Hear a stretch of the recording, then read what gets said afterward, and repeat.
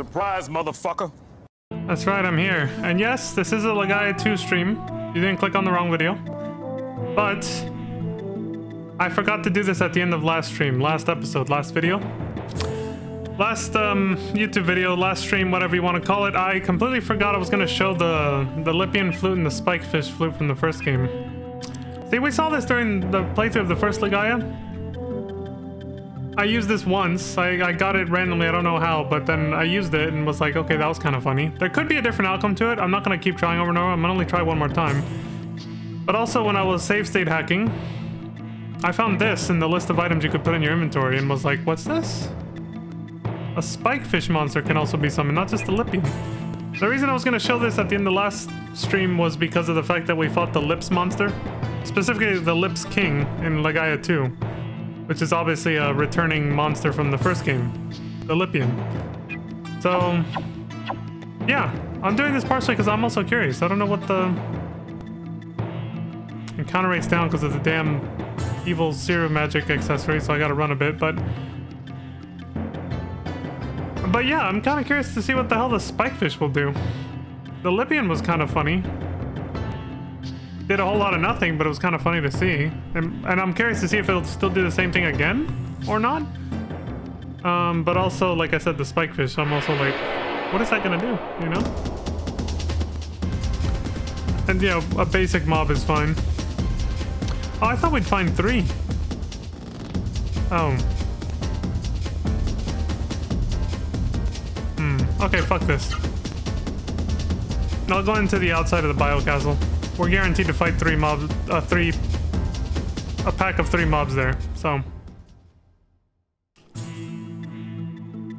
Because when we were on Mount Rikaroa, we got 3 enemies when we were all there, so I figured it was gonna be the same out here, but I guess not. The game's still programmed like a completely beginner area in that zone, so it's just like, no, just 1. Okay, we'll just do it here then.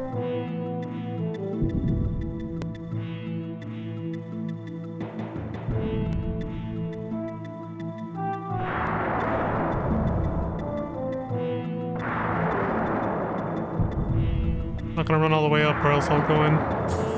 I could do it in there too, but I'd rather just do it here. Here we go. And as soon as we test this out, I'll go back to... I have Legaia 2 already pulled up. Ambushed, god damn it. Surprise, motherfucker. Fuck! You son of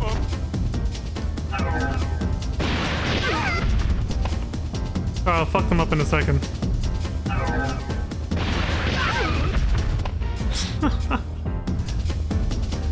Alright, let's see. So I'll have you use the Lipian flute. We'll try this one more time. Doesn't matter, the enemy. I'll have Noah use the spikefish flute. Oh, that one hits everyone. Oh, this one's fancy. Okay. And then...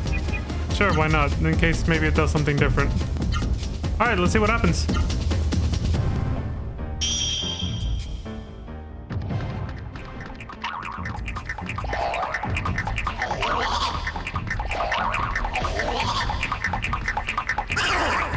A rare Lipian.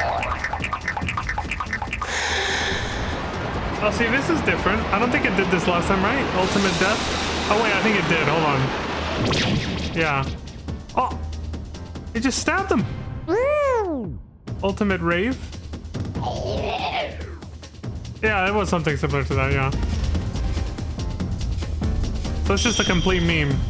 Alright, let's see what the... Oh, shit! Noah's the one who got the spikefish, but Gala went first.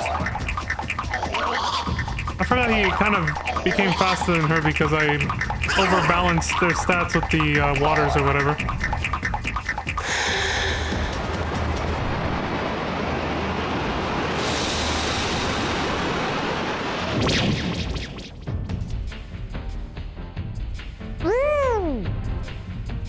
Maybe it's super rare if it does something different, or it just never does anything useful. It's just a meme. Alright, let's see the spikefish finally.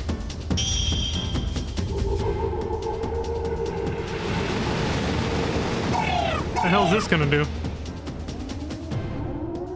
Blowfish. Is it gonna explode?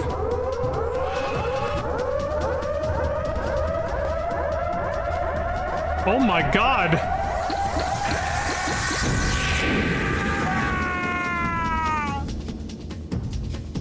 Vaughn's team successfully escaped. Oh my god. It's literally just a flashbang so you can run away. Of course it is. Of course, it's literally just a glorified flashbang ninja style when you run away automatically. I don't even know how you get that one. I'm assuming it's an item from fishing or something. I'm not gonna go look at the list again, but alright. Alright, that explains a lot. Let's get the hell out of here. Yeah, I just wanted to see that real quick because I was curious and completely I just completely forgot to do that altogether. Before finishing Legaia 1. But yeah, there we go.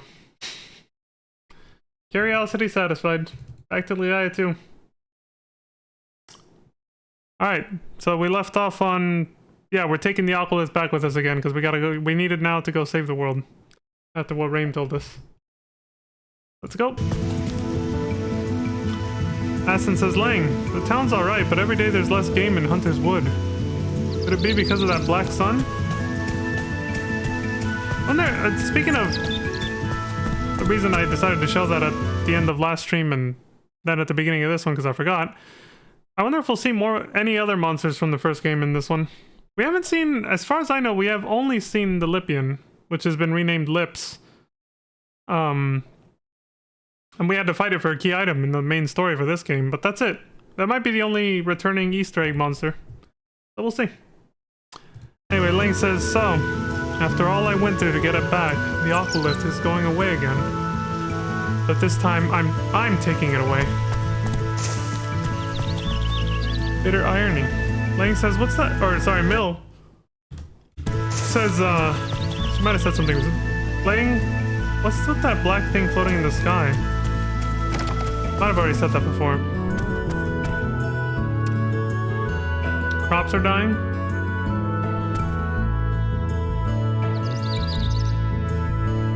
Dark skies everywhere, as far as the eye can see. Okay, so basically, the world's basically ending in slow motion. Monsters getting vicious, animals acting weird. They're obviously, you know, zombifying like we saw. Yeah, shit's getting crazy, basically. It is like the end times, the final days. Oh my god, that's what this reminds me of. Now that I said that, Jesus.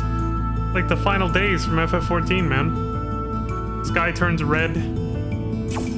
Everything starts turning into monsters. It's actually very similar the more I think about it.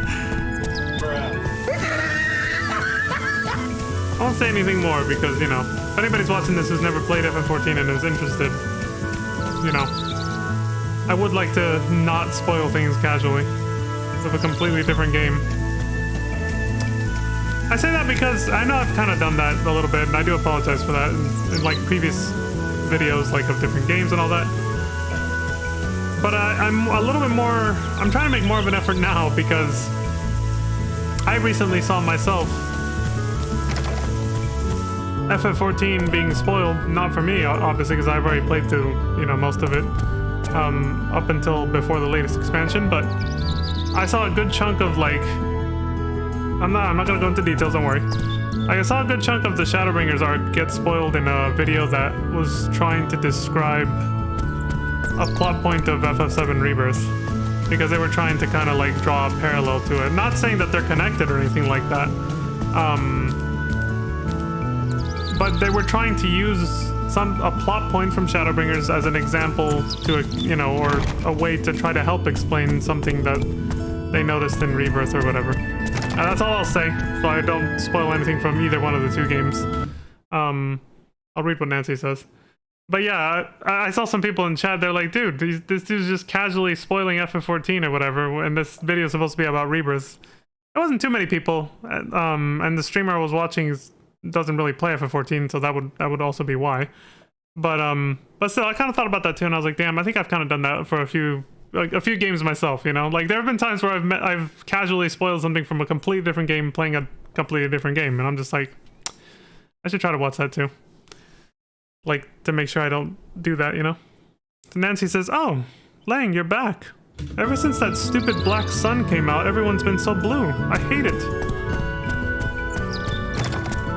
See, I'll read the dialogue from the main characters, but the NPCs in town?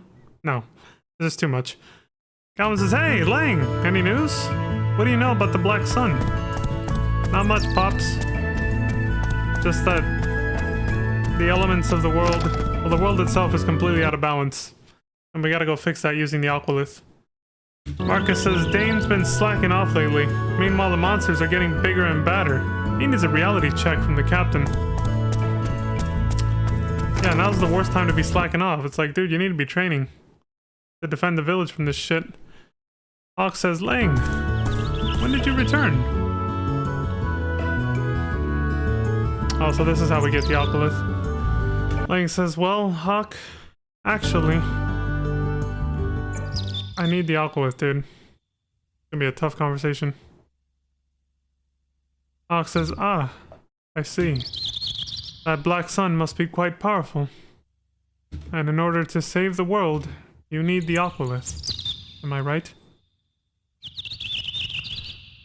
So the goings-on at Hunter's Wood are happening elsewhere. All that destruction.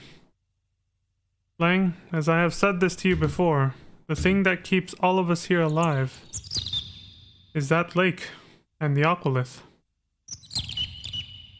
You know that. That is why you brought the Aqualith back to Null. Isn't that right? This matter concerns everyone in this town. We shall gather and discuss this issue.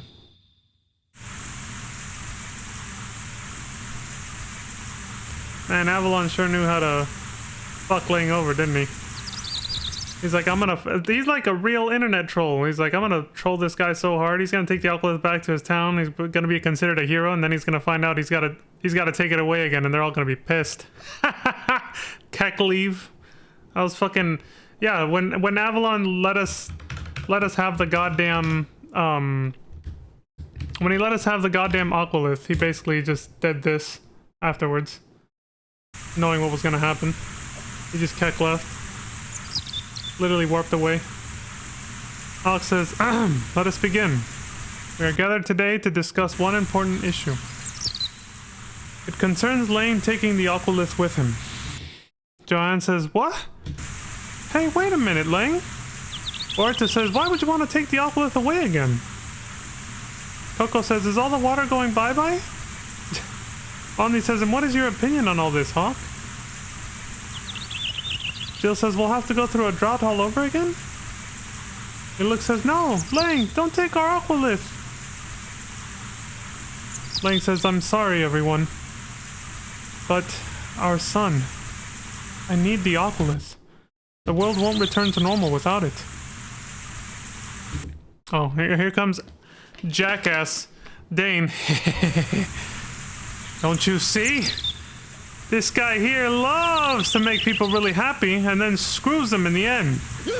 Only thinking about himself. He doesn't care about you or me as long as he's happy. That's who he is." Son of a bitch! Hawk says, "Silence, you idiot!" Finally someone says it. Hawk says, "Dane, were you not rescued from Hunter's Wood by Ling?" "Yeah. What did you do after that man seized the Aqualith? What were any of us doing then?" You suck! Exactly. Shut the fuck up, asshole. Hawk says, "Nothing. We had all given up. We always let it be, saying that it wasn't meant to be. But Lang, you were different. The morning after you heard that the Aqualith had been stolen, you left Null to get it back, all alone. You didn't know how it would end, but you didn't fear the unknown. You kept your faith. I admire that. And now, the problem is spreading from our small town into the rest of the world. That black sun. To get rid of it, you need the Aqualith. That is what you said, right? Of course, it is hard for us to lose the Aqualith, but perhaps it is time to stop fearing change and stand up to it, boldly." Now it's starting to feel real. "Don't worry about Null. We'll be fine." Who's this? Oh, they weren't here earlier. Nancy says, "We'll do our part. Lane can't do all the work." Galvin says, "That's right. Anyone got a problem with that? You'll settle it with me." Dane was literally like, ah! Lang, there are certain things that only you can do, right? Well then, go do them. Hawk says, Lang, the final decision is up to you. Take the Oculus or don't take it.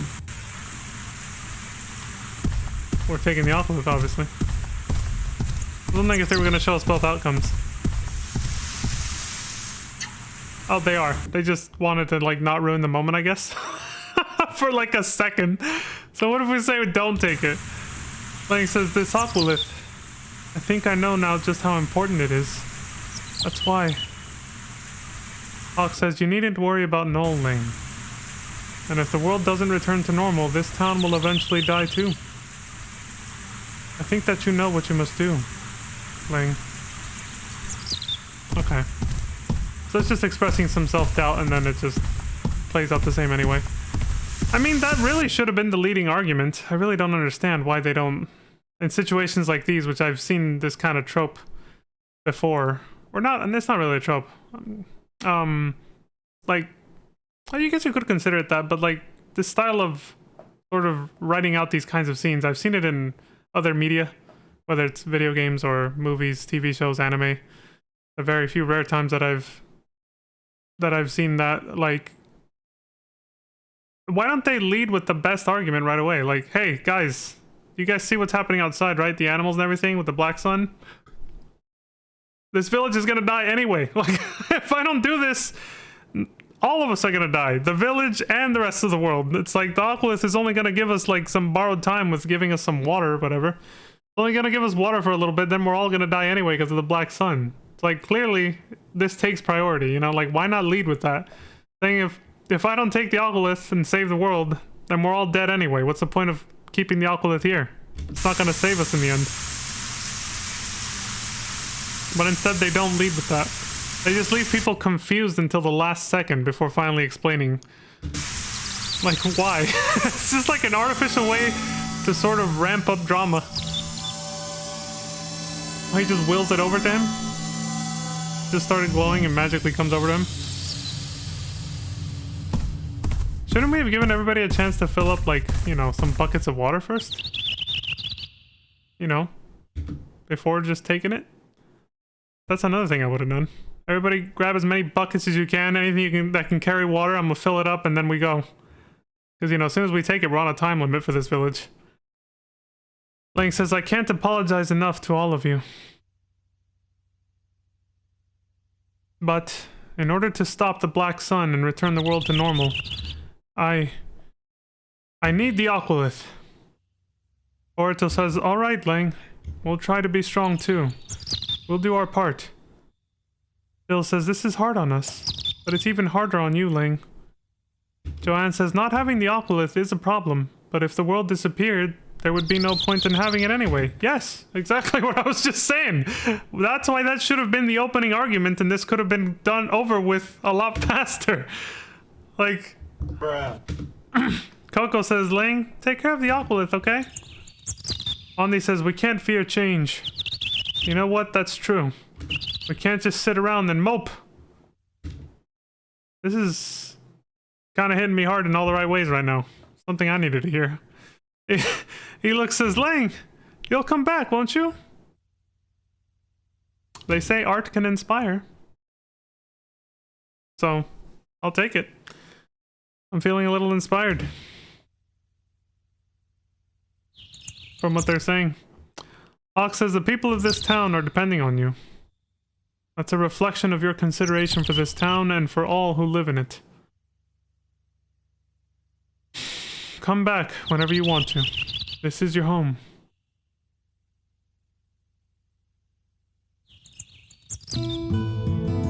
Except Dane. Fuck that guy.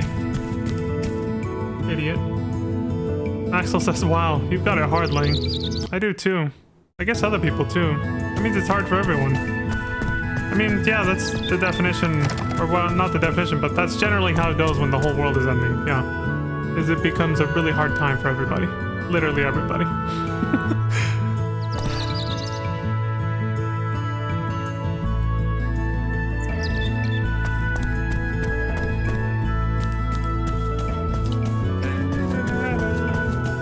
Everybody's wishing us well, at least.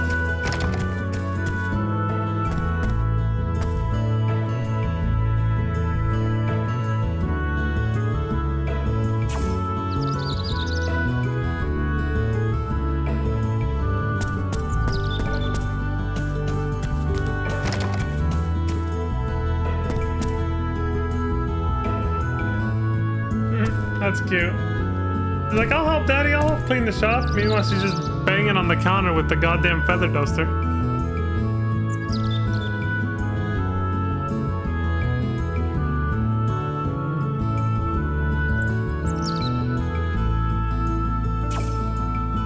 They're not... So he's crying out of sympathy for us because... You know, we were this big hero who brought the alcoholist back, and now the town is treating us like shit for taking it away again. But it's like, actually everybody's being pretty supportive. I don't know what he's talking about.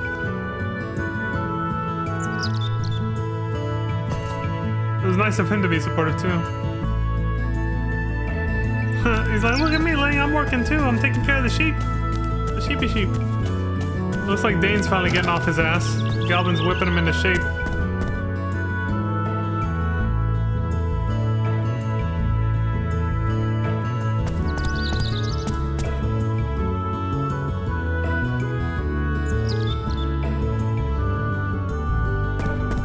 If the water runs dry and the game becomes scarce, we gotta keep fighting.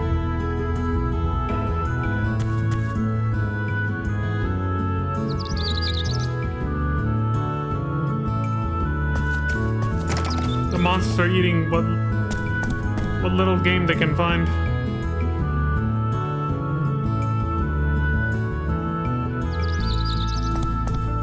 They're like water rations again.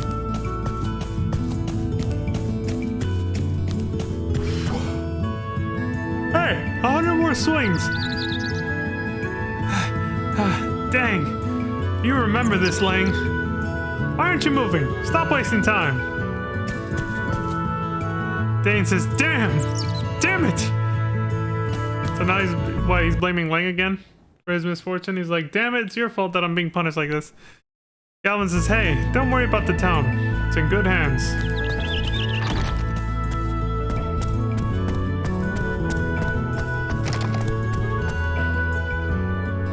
Marcus says, Lang, you're different. You got something special. I really think so. Yeah, it's marked on my chest. Ox says, you're heading out into the world. Seems like yesterday that Galvin screamed at you and made you bawl like a babe. You may be a better captain than Galvin himself.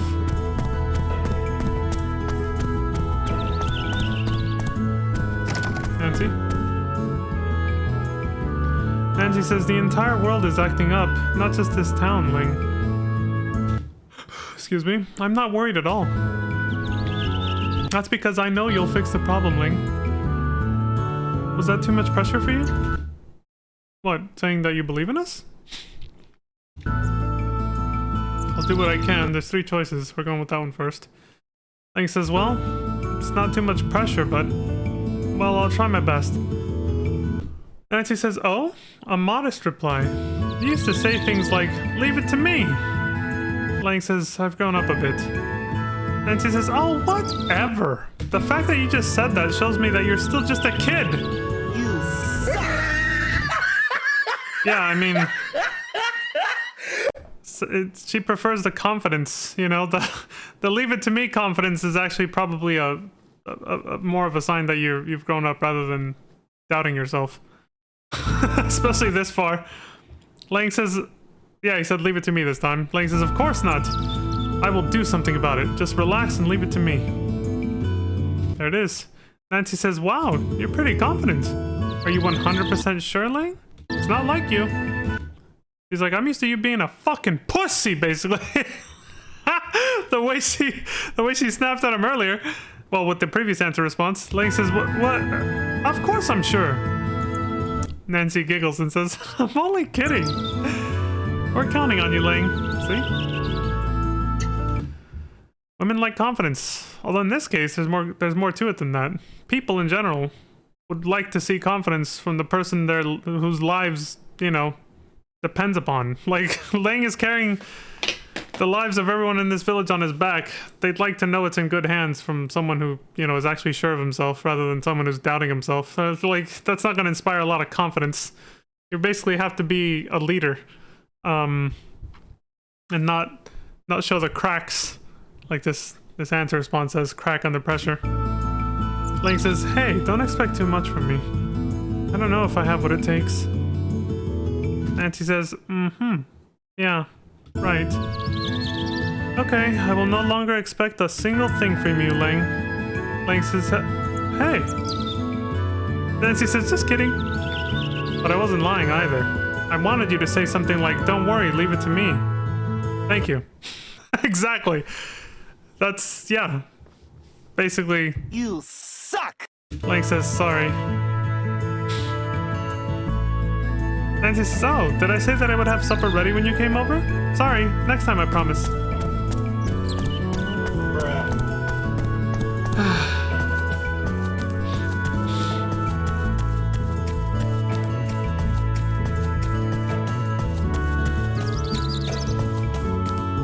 Aston says, don't worry about the town, Lang.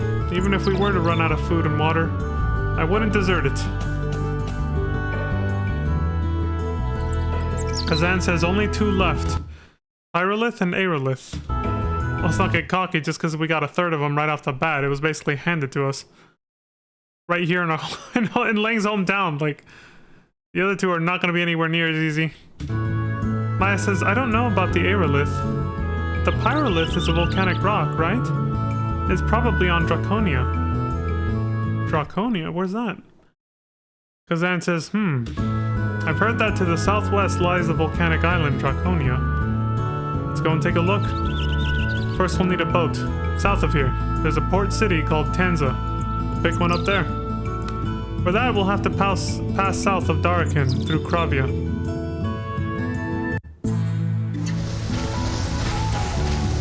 Shit, instant teleport back to the snow village. Forgot its name. I think it's called. I remembered it was, yeah. I remembered what I said about Juno, May's father from the previous game, and I was like, oh, it's gotta be Juno. Mick says, I'm gonna make a snowman even bigger than my dad.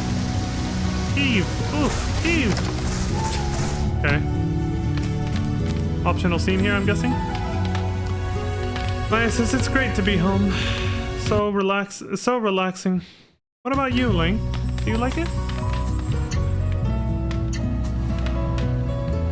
Can't relax. Lang says it doesn't really match my style. Too cold. And all you eat is fish. Maya? Maya says, you jerk! How can you say that? It's not my fault it's cold here. And it's not my fault that we eat a lot of seafood. You son of a bitch! Lang says, don't!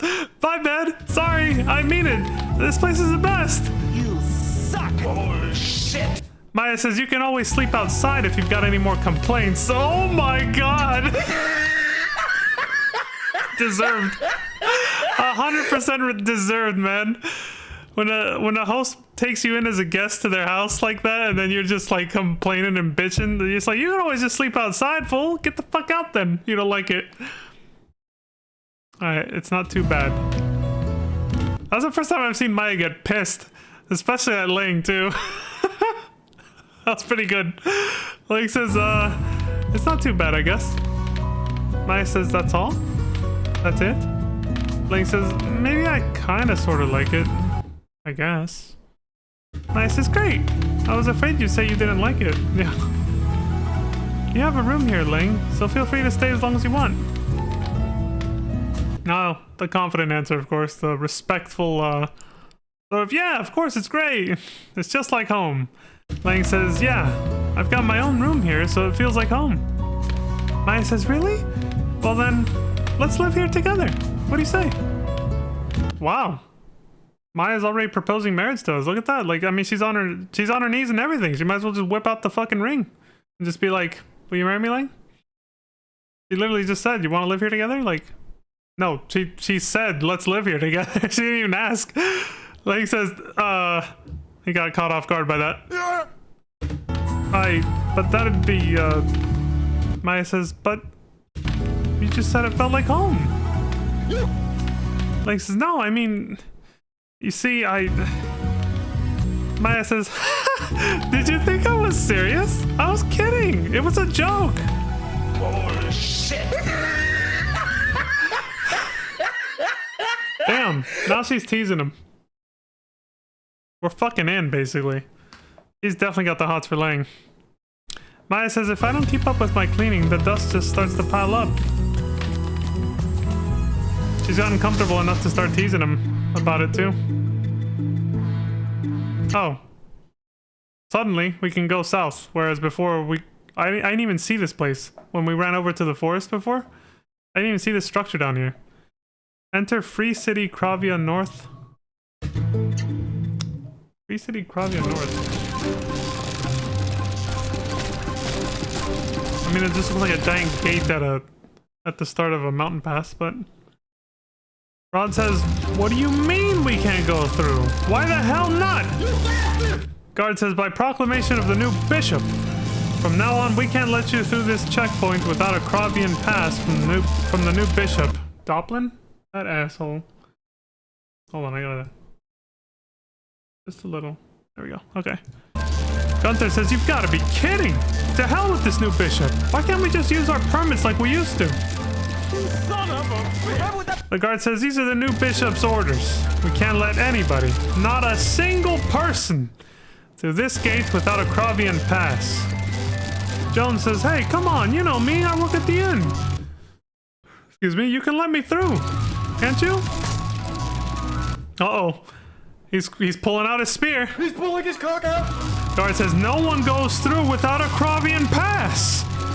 Kravian passes are issued at Doplin Castle in Dorikin. If you want to go through, you've got to get a Kravian pass. Well, at least he told us where. Joe says, oh man, I just leave for work for a second. This happens? Now I'm gonna get the axe at work. Gunther says, damn it all. I'd like to give that new bishop a little piece of my mind. Or my fists. Don't worry, we'll take care of that later. We'll give him some of ours. Yukari says, oh dear, but my husband is inside. Rod says, come on, give me a break. I've got a wife waiting at home. Guard says, you don't have a Kravian pass, then we can't let you through. You suck. You don't have a Kravian pass, and we can't let you through. Same thing. Where can you get a Kravian pass, you ask? Why, Darakin, of course. You used to have a permit, but now they say you need a Kravian pass instead. Sorry, but we can't let you through. Just what are these Kravian pass things anyway, I wonder? They say the new bishop issues them personally. Oh my god. Well, this is gonna be a pain in the ass then. Oh, we read that already.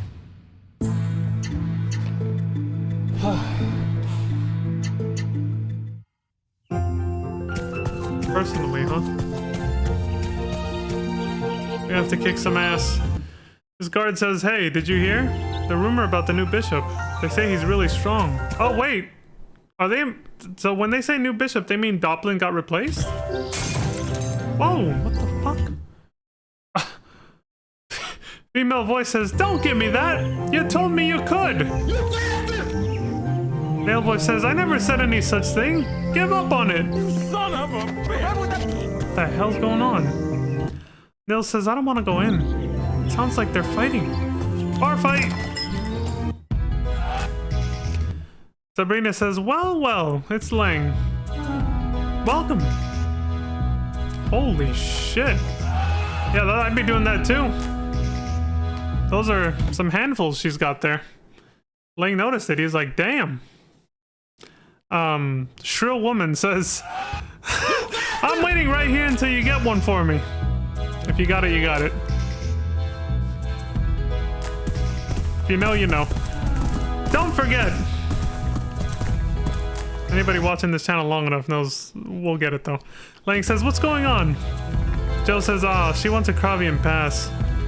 I don't mind her coming to me for help, but in this case, I can't do anything for her. Don't tell me. You guys want one too? What's a Kravian pass? Lang says, what's a Kravian pass anyway? Joe says, it's a pass you need to get through the checkpoint at Kravia. You used to have a permit. Or you used to have a permit, and they were really hard-nosed about it. But now you need a Kravian pass. Maya says, where can we get one of these Kravian passes? Joe says, at Doppling Castle.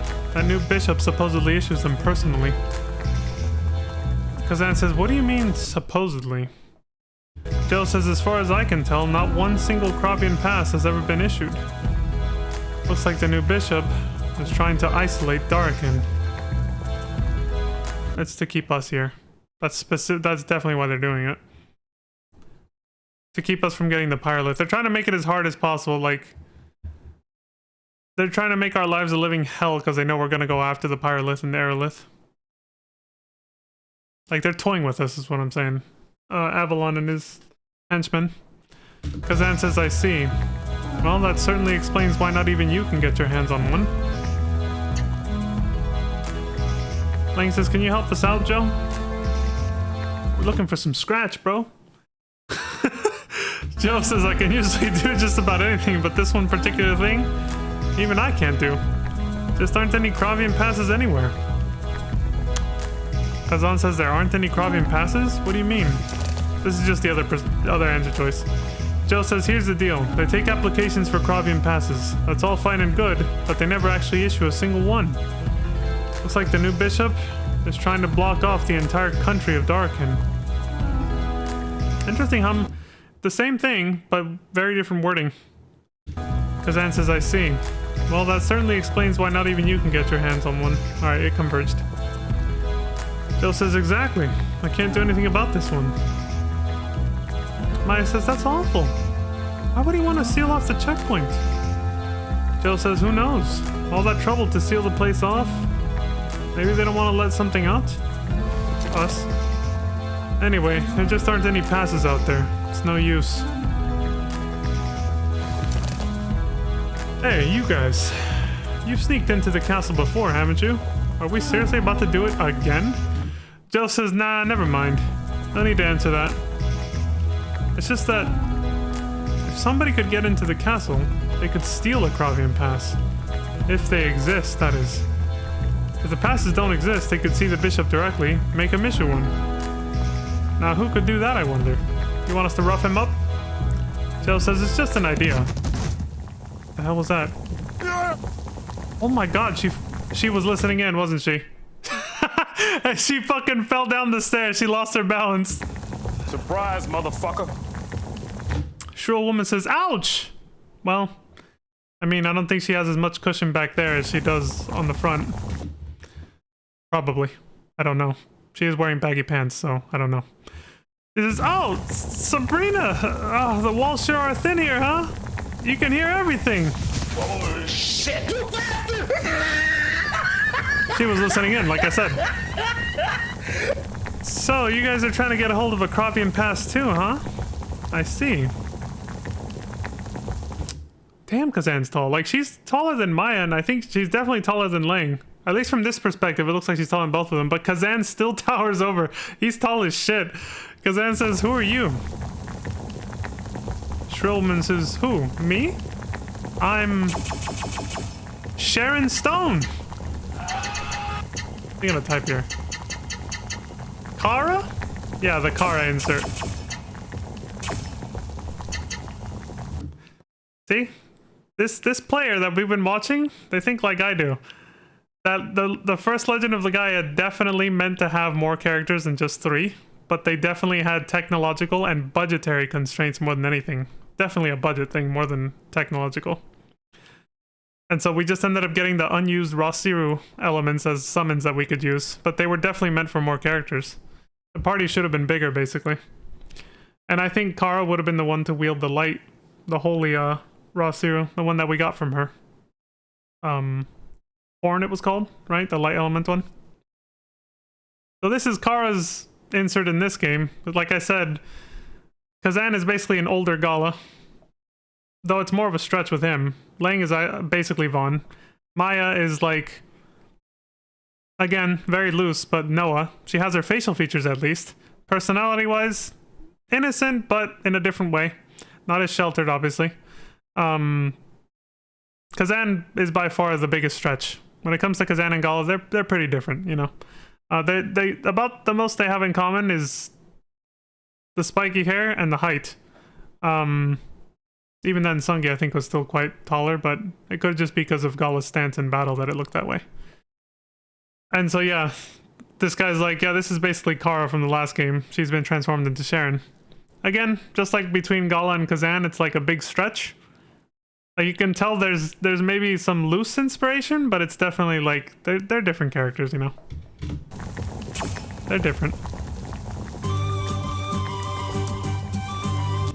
See, about that, it just reminded me of how when Kara would like adjust her hair, but that's about it. Other than that, they still have very different personalities, I think. Like I just said about Kazan and Gala, for example. Sharon says, I'm Sharon. I can't get through the Kravian checkpoint either. I'm stuck here.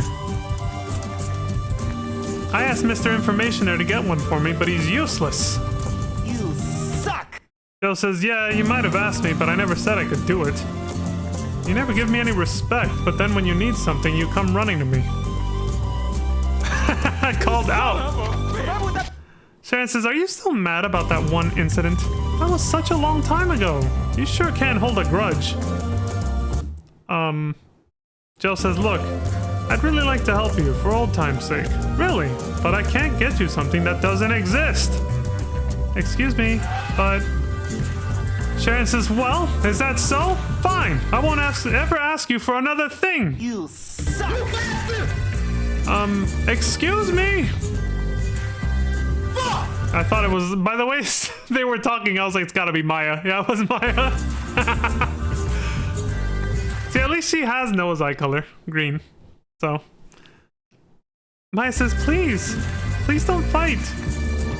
If you don't have a Kravian pass either, why don't we try to do something about it together? She's already casually inviting her over to the party. Lang says, Maya? Maya says, but she needs help. We have to try and do something for her. And there's some hints of Noah there, see what I'm saying? Like that innocent, I want to help everybody personality. Kazan says, yeah, but we don't have a Kravian pass either. We've got to go to the castle and try and see the bishop or something. We've got to get one of those Kravian passes. Sharon says, oh yeah, that's right. You guys are going to the castle, aren't you? Yeah, you were eavesdropping. Sharon says, let me come with you. But, and she said, what? Oh, because she saw Ling's birthmark. Surprise, motherfucker. Sharon says, that mark on your chest. Don't tell me you're a mystic too. And then now they're surprised. What? Surprise, motherfucker. What the fuck? Kazan says, you're a mystic too? Continuing to whip the short bangs she has. Well, they're not that short, but still, it's like completely unnecessary and isn't doing anything anyway. To whip it like that. Sharon says, you bet. My mark is on my thigh. Wanna see? Yes. Yes, I do want to see, actually. I'm very curious to see that. For science. For research purposes, listen, we need to make sure she's not lying, alright? Like, we can't ask her to just show her origin to us. That's too personal. Just show us the birthmark instead on your thighs. Inner or outer thigh? Which is it? I mean... What? Kazan says, well, I thought you were going to show us your mark. Sharon says, I was just kidding. Do you think I'm going to strip right here? Give me a break. Kazan says, and I really wanted to see it too. You're not alone, Kazan. I kind of wanted to see it too. Again, I'm still curious. Inner or outer thigh? Anyway, you want to come to the castle with us, but it's a pretty dangerous trip.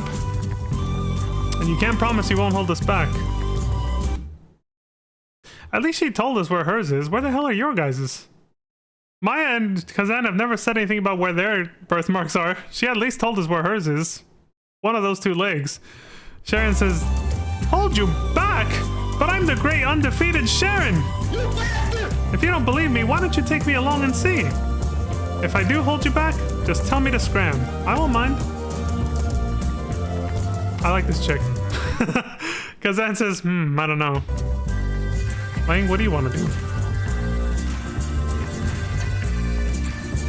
Don't care either way. Lang says, well, she seems to need our help. I guess I don't mind if one more joins our party. Immediately slaps him. You know, did the shoulder thing. The thing that Sid was doing constantly to Cloud in Rebirth. Sharon says, great! From now on, I'm one of you then. Son of a bitch. Okay, now we're gonna see Better Not. Lang's looking at her. We got his POV. He looks over at Kazan again. Lang says, nah, she'll just cause more problems. I'm gonna have to say no. Sharon says, problems? I won't cause any problems. Look at her fucking smile. That just screams trouble. Sharon says, I swear. Come on. Look at that face is so... That's... I would be... That. Like, she is just... Sharon says, I'm begging you. Why is the camera panning down? Further and further. I see. She's getting Lang to look at the puppies to convince him. He actually...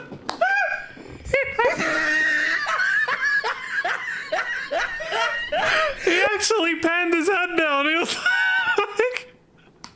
He was like, oh, okay. All right. Enough already. You can come with us, Sharon. You don't have to keep flashing me your tits or your cleavage. Jesus. Welcome, Sharon, gladly. This is gonna be a... That was probably the funniest one we just saw. Lang says, sounds good to me. The more in the party, the better. And especially if she needs our help.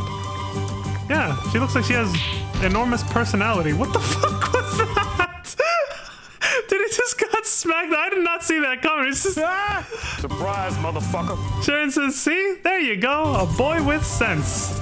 You're gonna be a great, important man someday. I can tell. Poor Lang is just... She just fucking facepalmed him. Sharon says, great. Now that that's settled, let's hurry up and go.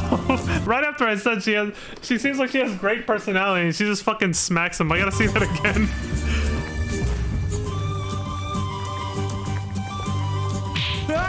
Surprise, motherfucker.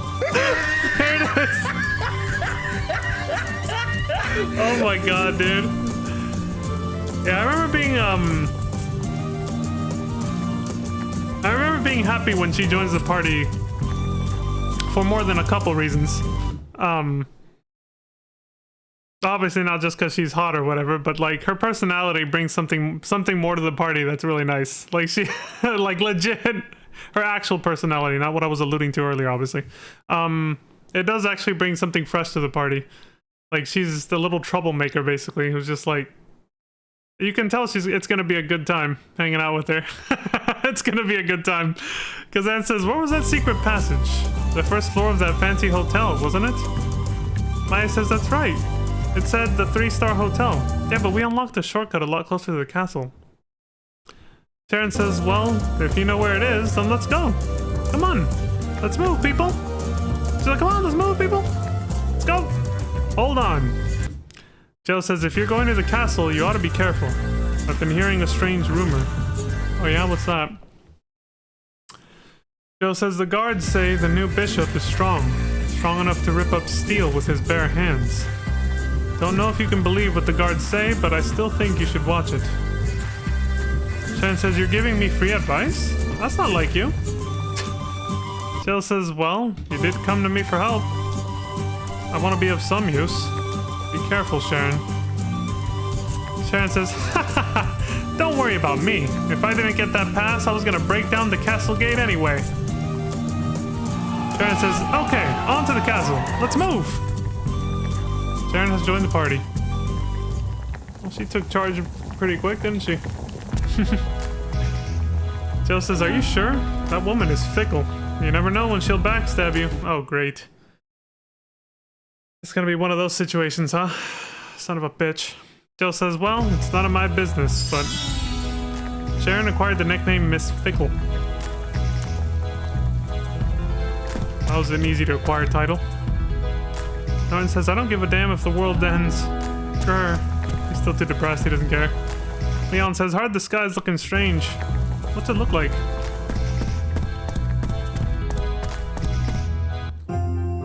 Well, we got a new party member.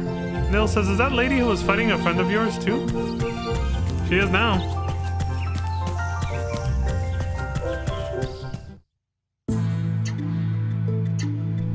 I like how she pulled out the classic look at my tits look to convince Lang when he says no, if you pick the, like, let's not bring her along option. It's the classic way for a woman to convince a man to change his mind, right? Just flash him. Aston says, don't worry about the town, Lang. Even if we were to run out of food and water, I wouldn't desert it. Now, obviously because of the graphics and also her anatomy and her clothing, she couldn't necessarily do what they were implying, but I think they were basically going with when well-endowed women who are wearing something that pushes the puppies together will do this with their arms, you know, they'll like cross their arms and then lean forward like this, especially over a bar counter. You know, bartender might do it to try to get some extra tips. That's basically what she was going for, the subtle, not so subtle look at my cleavage technique, basically. And she did it with a big-ass smile on her face, too. Dane says, what? You think you can go and change the world by yourself? You know, I envy you. So obviously you came back, the player came back to see what kind of new dialogue we can get with the new character. Not everybody says something new, though. It's becoming lesser and lesser. Because, like, this time there wasn't even a cutscene. Like, when we entered the town with Maya and then Kazan, there was a little cutscene before going in, you know? Mark says, Lane, good luck, man. Until you get back safely, I'll do whatever it takes to keep Noel safe. Yep, nothing new there. Hawk says, now don't worry about Noel. You just do your part. Our prayers are with you. That's it. They probably just didn't expect us to come back with Sharon. Hey, we got a slice of life cutscene with Maya and Nancy, though. Maya says, wait, you boil it first? Won't that make it fall apart more easily? Kinda sucks if we're gonna have to see the rest of the game with a dark red filter now because of the eclipse. Nancy says, yes, but this way it soaks up the flavor and tastes better. Maya says, but too much flavor isn't always a good thing either. Nancy says, it won't be too much. It'll just be richer.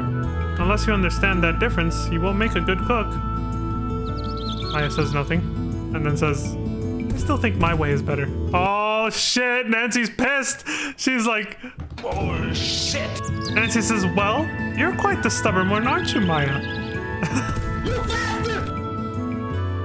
Nancy says, perfect timing. Let's ask Lang for his opinion. Oh shit, this is the worst.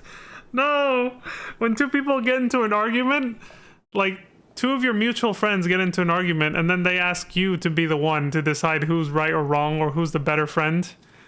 The most awful, awkward situation any friend could put you in is this. Especially when it's like slightly, mildly implied that both of these chicks might actually have a thing for Lang. So that just makes it even worse because now it's like you could be potentially squashing a love interest or something, you know? It's just like, god damn it. Lang says, what? Me?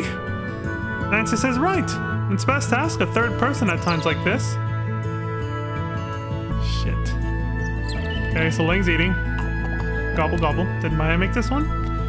Oh good, they're doing the blind test, so it'll be legit. They won't tell them which food belongs to who.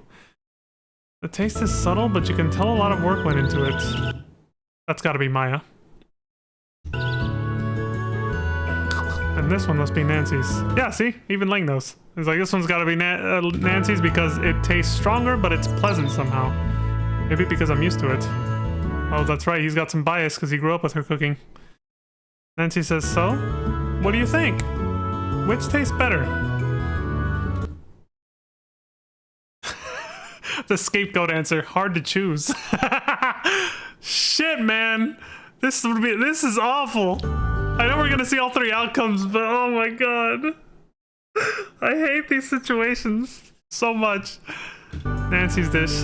Lang looks at Maya and says, sorry, Maya, but I personally prefer Nancy's version. Oh no. Nancy says, see? Some people can actually taste the difference. I told you.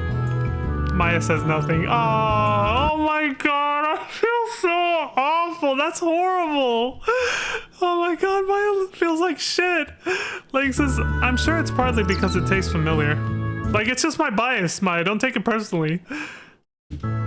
Nancy says, right, like how mom's cooking is always best. Don't feel too bad. I'll teach you, Maya. Maya says nothing. Okay. She just said, okay, after a long pause. Oh my god, I would feel awful. I could never. I don't know. I think that's... What would I have picked before knowing the outcomes? I still don't know the other two. Honestly, I probably would have taken the coward's way out and said hard to choose. Hoping Lang would say something like, you know, they're both equally good, you know, in their own ways. It's because they're great, you know, like... But if I had to pick one or the other...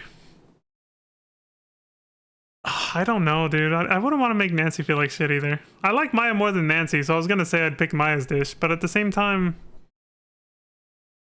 Like, yeah, Nancy's kind of a bully, but she's not, you know... It doesn't mean I hate her. Like, she's not that bad. I'd still feel like shit saying that. See, I think I really would genuinely just pick hard to choose because I'm literally doing that right now. I'm like, I don't know. My realistic answer would be hard to choose. Because I wouldn't want to make either one of them feel bad, honestly. So now if you say Maya's was better, Lang says, let's see. I guess it would be Maya's dish? Maya makes the same movements with her hands, but she doesn't close her eyes. She's just like, oh my god, yes, I'm winning over the love of my life. I mean, not the love of my life. Let's not go that far yet. But, you know, she's just like, I'm winning him over. Nancy says, exactly. What? What's wrong with mine? I'm the one who feeds you every day. Son of a... Lang says, but because Maya's tasted as if a lot of effort went into it. Like she takes cooking seriously. Oh, we're digging the hole deeper. He could have just, you know, probably just been like, I just did, you know? Maya says, Lang, thanks. See, now we made her smile, but now Nancy's fucking pissed. Nancy says, if I actually put effort into it, I could make something really amazing. You'll see. Well, it could have been worse, maybe. Maya says, I could too. You'll see.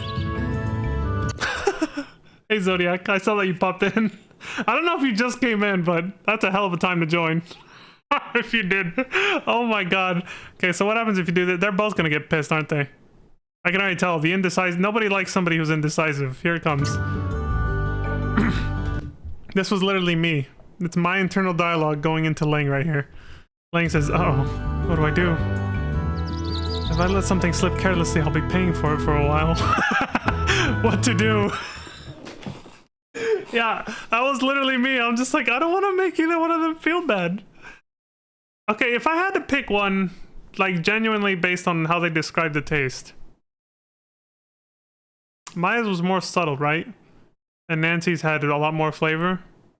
I would still depend on the dish, but I do prefer more flavor. So I would feel like shit having to say that because obviously that isn't Maya's. Yeah. Even though I like Maya more than Nancy, I'd be very reluctant to say the truth. But in general, I do like more flavor rather than less. Nancy says, hey, say something. Maya says, be honest, Lang. You bastard! Lang says, what do I do? Do I just answer?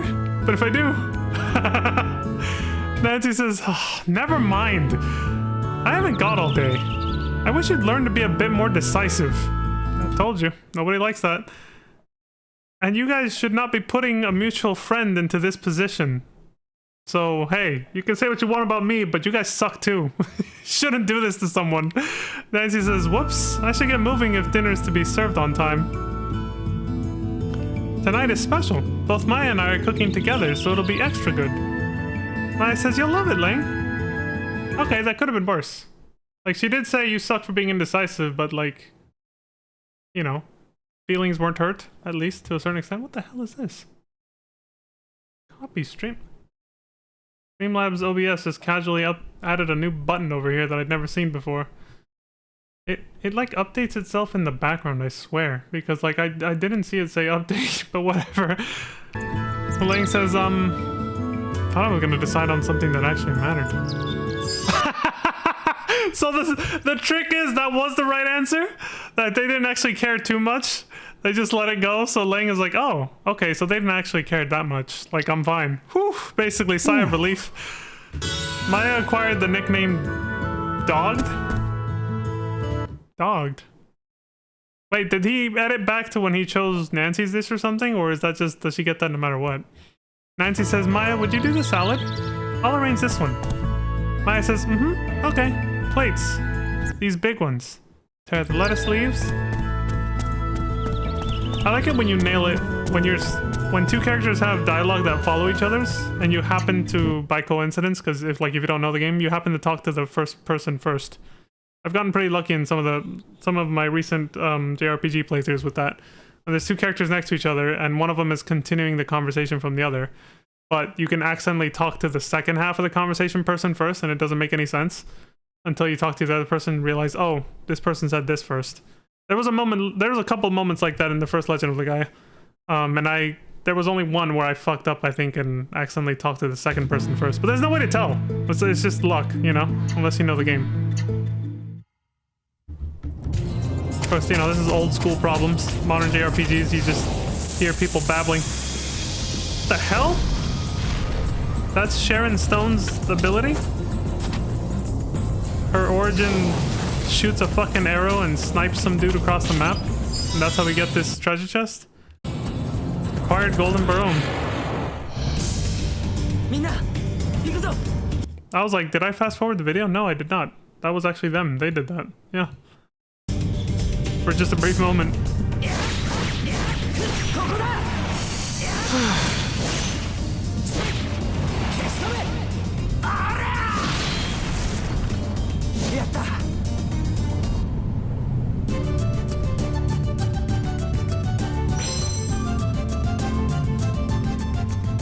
So I think Sharon's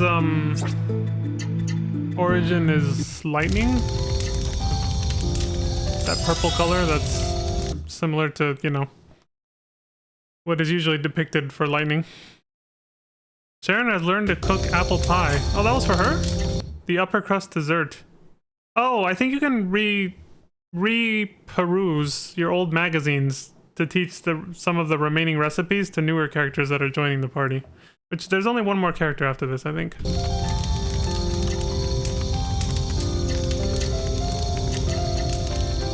Crazy about stew. Lang has learned to cook sukiyaki. Maya has learned to cook cheese fondue.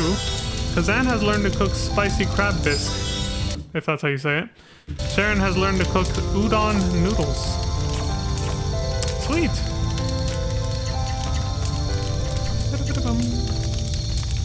A lot of edits here. Cheese fondue. Maya says, be careful, it's really hot. Lang's like, bread is a perfect fit with the rich cheese. Kazan says, youch, this is way too hot to drink. Mr. I like spicy things. I like their new distribution over the campfire. Sharon says, you idiot. Look, you dip a piece of bread into the cheese to eat it. My girl knows how to eat. That's exactly what I'd be doing. Hell yeah. Maximum MP increased, HP and MP restored, and defense, intelligence, men, agility, and whatever the hell CHA is increased. Charisma? Chakra? I don't know. Maya acquired the nickname Sorta Chef.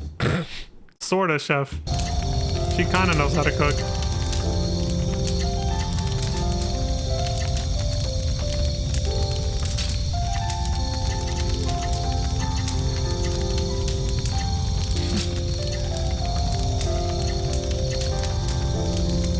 Yeah, I like Sharon's personality quite a bit. Actually, though, obviously, you know, people can be like, sure, yeah, her personality, that's totally what you like, yeah, No, but really, like, her character type has appeared in a few animes and other video games, obviously, her archetype, and it is something that does make me laugh quite a bit. Like, it is a breath of fresh air. In fact, as I'm saying that, I'm picturing characters that I've seen in other media. Like, one of them that I just remembered, I don't think she's like she's like that type of character that just likes to troll people, you know, like. And I'm thinking of one who does that in a slightly different way than Sharon. Like, she's a little bit more on the quieter side, not too much though. Like, she's still very that spunky personality, but it's just slightly different. and I obviously don't remember her name. This was years and years ago. When I saw the first few episodes, like I think the first there wasn't split into seasons back then, but the first few episodes of Bleach, the anime Bleach from I think it's a Shonen Jump anime, right? I really don't watch a lot of anime, so I can't remember these things, but there was this one character. She either transforms into the shape of a cat, or starts off that way and then eventually can get human form. And she hella trolls the main character, Ichigo. There was one scene I remember where she was like in her cat form, and then he's sitting somewhere in he's sitting in like an outdoor like hot tub sort of situation, and then she just turns into human form and she's completely naked and just surprises him, and he just fucking freaks the fuck out, and he's just like when he turns up to look at her, like Surprise, motherfucker. and she just hella teases him about it, and she's got like that it's like low-key what basically Sharon did when we said we're not gonna bring her, you know? It's that kind of thing. And I'm remembering of vaguely other characters that sort of do that thing. A chick that just likes to troll people. Because Anne says, Lang, are you sure making her one of us was such a good idea? Oh great, they're whispering about her. She's right over there, dude. Because Anne says, this isn't some fun picnic trip, you know. Lang says, but she needs to get through the checkpoint just like we do. And she's not bad in battles either. We have yet to see that, but...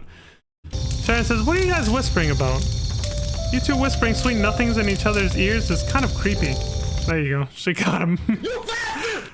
Come on, Maya. Let's just start whispering some secrets of our own. Maya says, huh? What in the world will we say? Sharon says, what do you think? What all women have secrets about. Here we go. See what I'm talking about? She's a fucking troll. Maya says, what? What? I don't know about that. Huh? Are you serious? Sharon says, shh. Keep your voice down. The boys will hear you. And you know what else? I bet Lang is packing a 1-inch punch. Lang says, what in the world could they be whispering about? Well, now you're not gonna know. Good. The guys aren't here. Now's my chance. Oh, they left, huh? They're just cleverly using camera angles to make it seem like they fucked off and their character models are probably just sitting there. Sharon says, Maya, just why are you traveling with those guys anyway? She's like, I noticed you're like the only chick in the group here, traveling with 2 guys. Like, what's going on? What's the deal? And Maya says, huh? Why? I haven't really given it much thought. I left my village to look for Kazan, and then... Sharon says, uh-huh. And then you met up with Lang, and now here you are, right?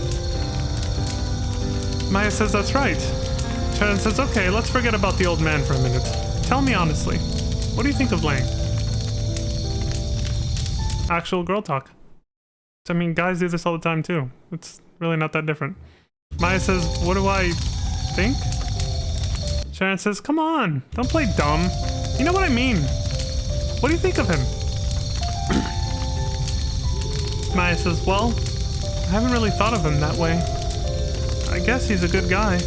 Haven't really thought of him that way. Meanwhile, that whole fiasco with the marriage thing with that childhood friend of hers back in Yuno. But sure. Yeah, I'm calling, Come on, dude, bullshit. Thank you, Jacob. Sharon says, huh? That's it? Maya says, what do you mean? What do you want me to say? And Sharon thinks to herself, ah, she's still just a child. Sharon says, well, you see, when men and women get together, things start to happen. Is she gonna give her the sex talk right now? What the fuck, Sharon? Chill out. You just met her. Like, that's the way things work. She's actually doing it, man. Okay, she says, so... I see. So when men and women get together, things happen. Maya says, what? Sharon? What do you see? What do you see? And Sharon says, oh, nothing. Never mind.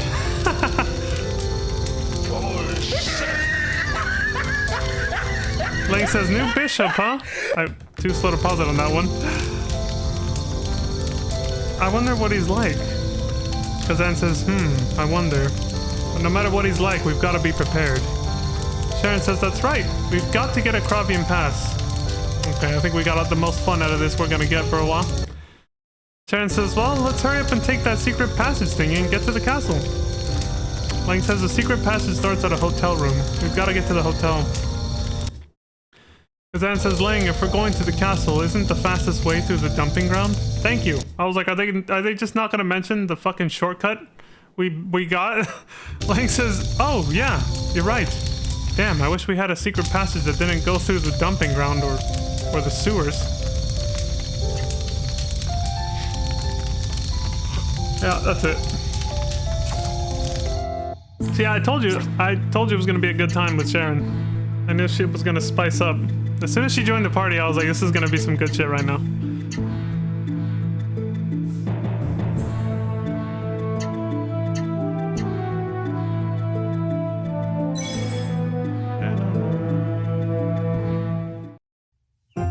I was like, is it gonna show the, you know, Sharon being added to the 4th slot? Yeah, she's there. Oh shit, dude, I was having so much fun with all this shit. I totally didn't even notice it's been over an hour. I gotta take a little break. I looked over, I was like, damn, it's been an hour and 11 minutes. My ass didn't hurt miraculously. I don't know what it is. Sometimes it does, sometimes it doesn't. It's not like I'm using a different chair, but anyway. On average though, I still gotta take at least a few minutes every hour in order to keep it from being a problem later.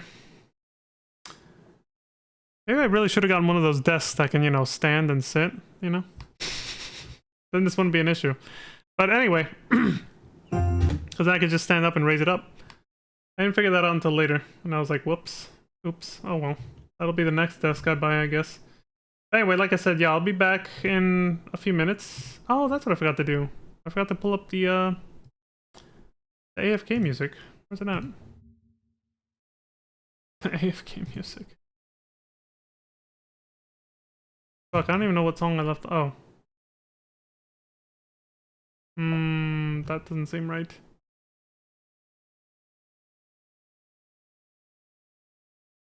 I'll leave it with this one. Can't go wrong with it. Alright, I'll be back in a few minutes. Like 15 minutes or so.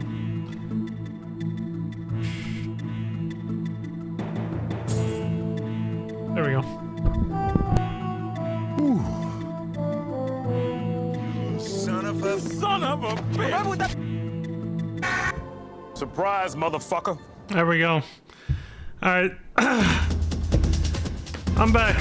Sorry it took a little while. Meant to come back earlier, but I got caught up in conversation with somebody and I was like, shit, I gotta go. Anyway. I see a little dancing dinosaur though. That's really cute. The dino dance. I know a lot of songs played while I was out. So I don't know which one you posted that one for, but Legaia's got some good tunes. Is that working? Okay. Alright, what did this guy say just now? Or was he just looking for shit? Useless shit on the ground, okay. Technically, our latest shortcut was right at the front of the castle, but inside. Obviously, we can't use that. So, they're really gonna make us redo this dungeon again, huh? Partially, because all the puzzles are solved. We didn't have to do anything of the sewers.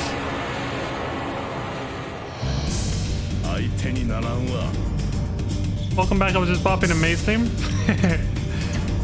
Maze theme? Let me look at the... What the hell is that? I was like, let me look at the playlist to see how long ago that was while I was AFK. Kel Solma?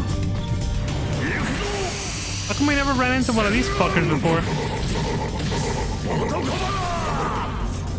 The last time we were in here, I mean.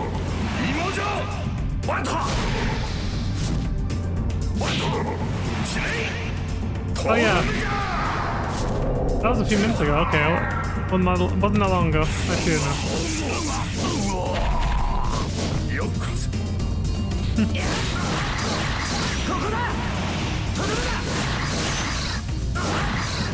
Thank you, by the way, Zodiac. The Weeba.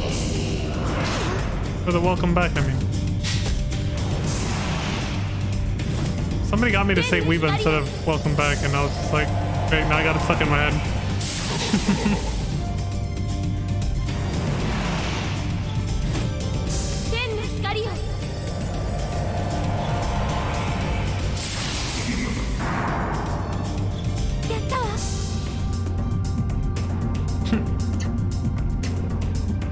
She even says yatta. Just like Noah used to say.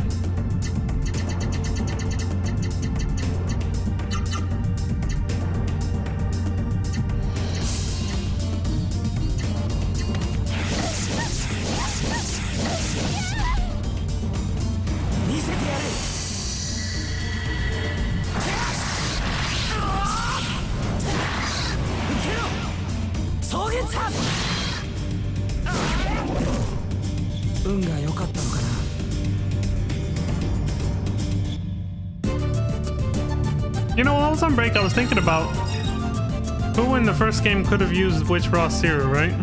I said Kara could have used Lighthorn. What if we could have gotten the old man, what's his name? With the astral sword. Maybe he could have used Palma, the Earth raw cereal.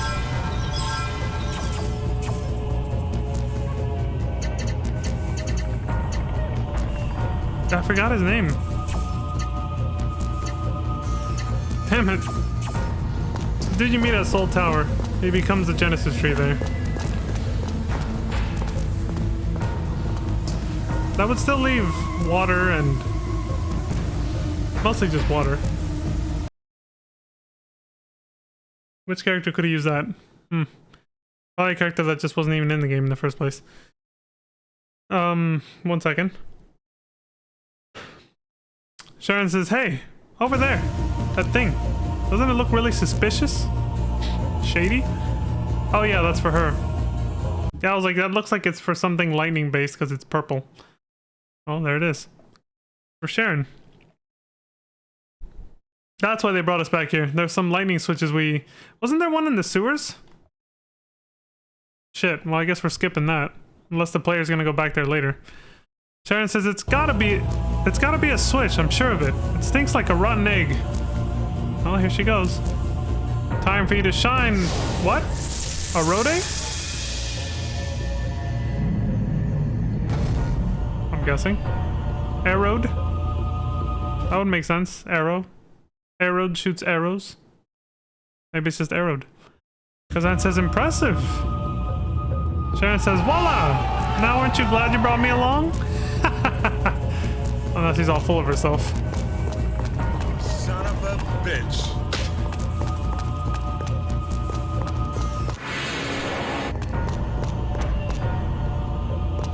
We still have yet to see Arrowed, I guess, in battle though. Acquired prison key. Oh, we are going back to... Wait, no. No, that'll be for the castle, yeah. There was that one locked door. Can't believe I remember this shit.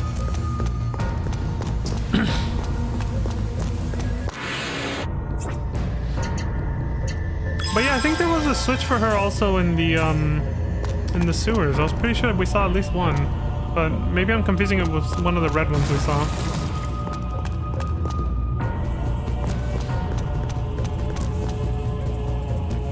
The image of a snake. Didn't we solve this already? Yeah, I don't think we need to go this way again.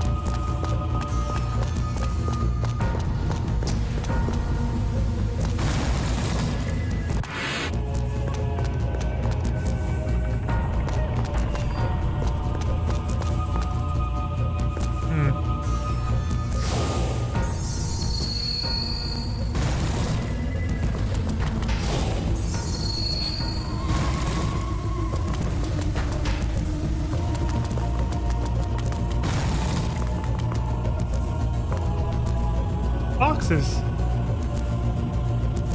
I don't think we came through here before. I don't remember this. Oh, nice. 1, 2, 3. Restore potion. And you don't step on the one that doesn't have boxes on it. how long that would have taken me to figure that out. A quick escape charm and explorer's notes. What does it say about the explorer's notes? Journal written on old parchment paper. It's ragged and the cover is missing.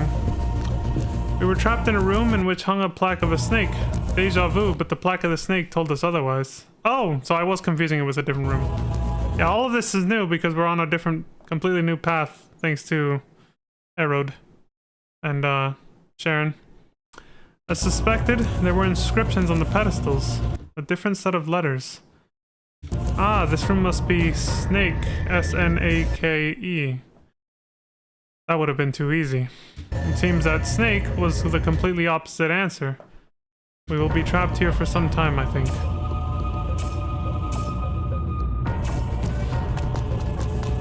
Completely opposite? So you want us to spell it backwards then? Ekans? Pokemon?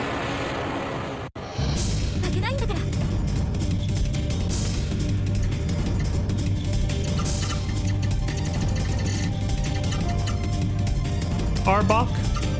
For Cobra? It's interesting how they chose to just use the reverse of Snake and Cobra for those Pokemon names. Ekans and Arbok. Thought that was kind of neat when I saw it, when I noticed it.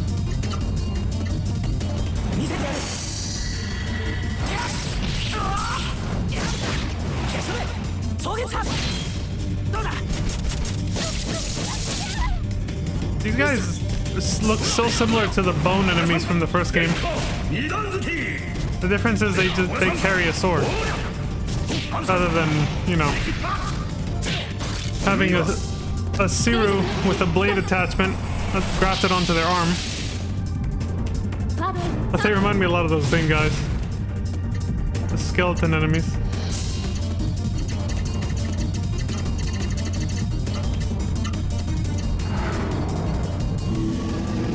Oh god, this again. Fucking bullet health. She got silenced! Also, did she just get knocked the fuck out? I think she did. She didn't get up from that. Yeah, she didn't get any XP. She just fucking...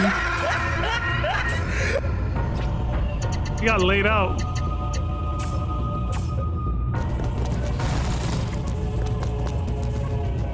I guess that's why the silence didn't matter, because she just got knocked out. Regardless.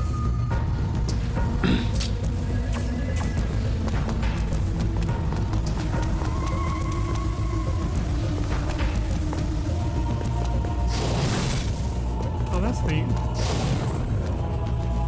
That shit does look like Simon Says, yeah.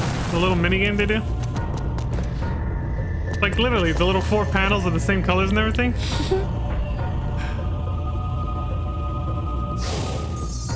Shouldn't we punch that guy back there for... Oh.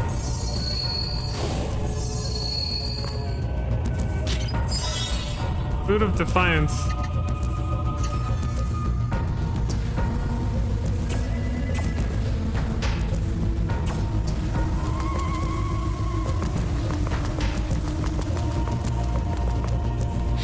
The dainty run, man. Nice.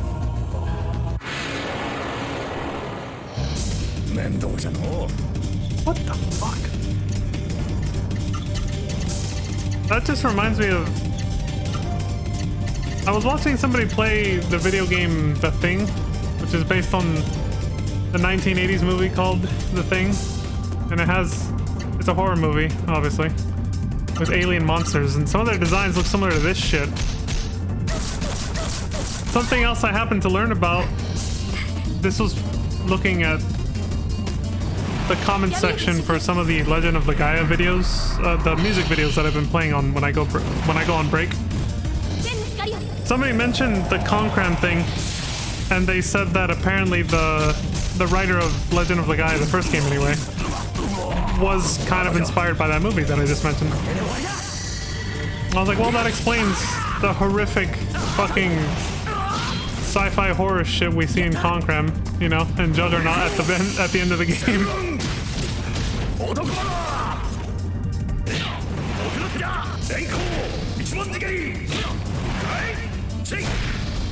I only learned that from looking at the comments in the soundtrack videos, like I said, so that was after I completed, you know, Legend of Legaia on stream. That's why I didn't say it back then, I didn't know. Genova from FF7 is also inspired by the thing, and that I have mentioned several times before. So I'm kind of like, now I'm just kind of impressed that so many, not so many, but at least 2 of my favorite JRPGs growing up were partially inspired by the same fucking movie.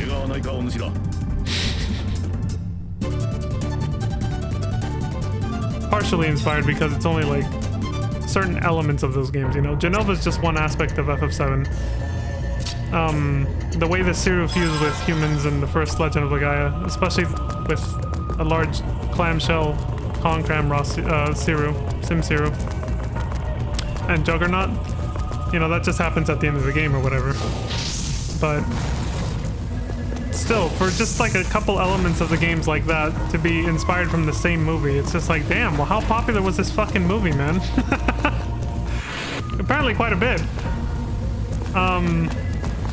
The 1980s movie that I mentioned is actually a remake of a 1950s movie called The Thing from Outer Space. But the more popular version is the remake, the 80s remake. A requel came out in 2011. It's a slight remake because it kind of hits the same story beats, but it's actually a prequel to that movie. But like, it hits the same exact story beats, just with different characters.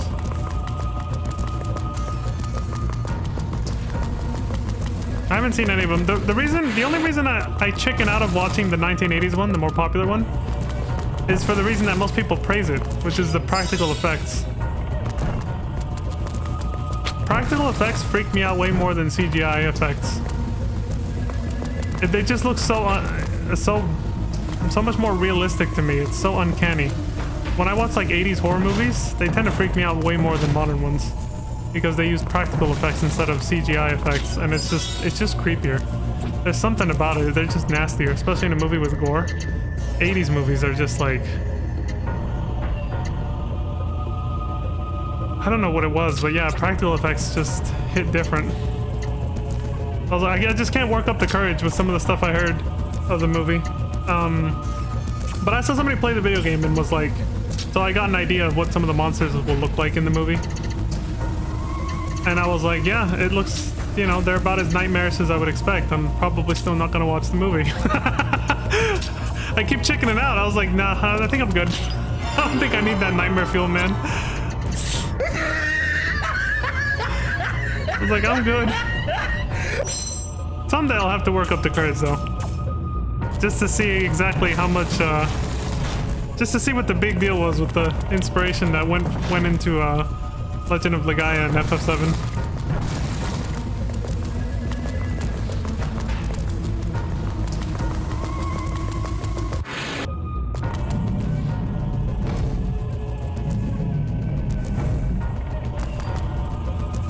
I was like, this movie influenced 2 of my favorite JRPGs. I'll have to work up the courage to watch it eventually.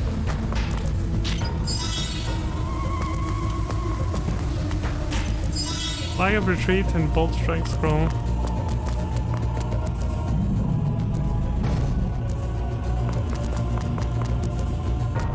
I like her hair. They give it good physics.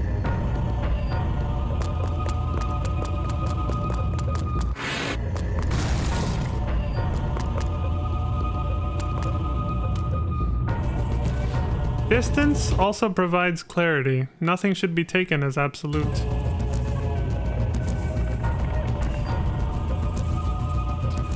So use her, presumably.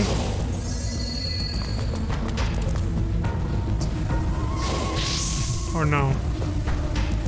That can't be the solution. That was the solution for the last one, where it said that, you know, do the closer ones. It's gotta be the 2 farther ones this time. It's gotta be the opposite. Seems most of these solutions, well, at least this one and that other one, are just the opposite of the last 2 puzzles from the last time we were here. It's like they really are just making us redo this dungeon again, man. It feels low-key lazy for the game design. Just a little bit. Part 31 Infernos. Sharon says, this sure has been a strange twist of fate, huh? Just us mystics getting together like this? Maybe it's not a coincidence. Coincidence, I should say. Kazan says, I don't know if I'd call it fate. You just made up your mind to tag along. Sharon says, huh? Did you say something? See, already, that's a Barrett-like response. Did you say something? Not a thing.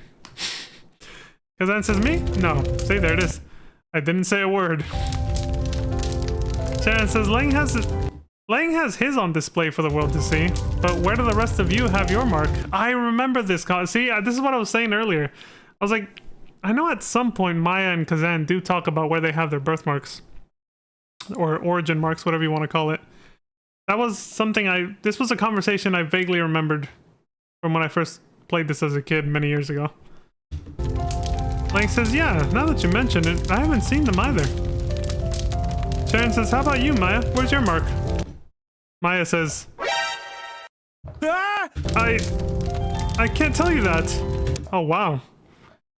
So it's...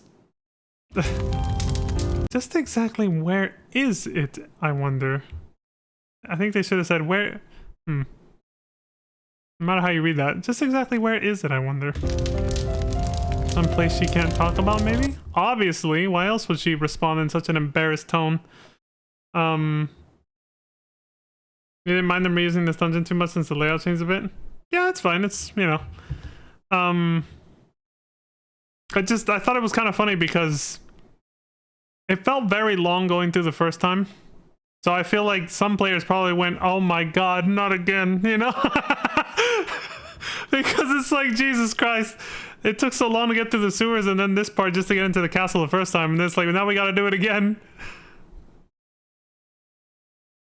So yeah, it's like, if she responds like that, though,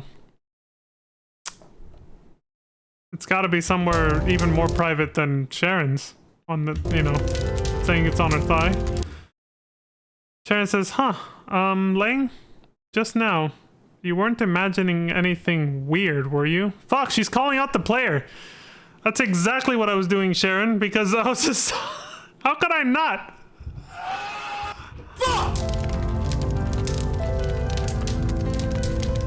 I like that the player decided to linger on this. I would have to confess, honestly.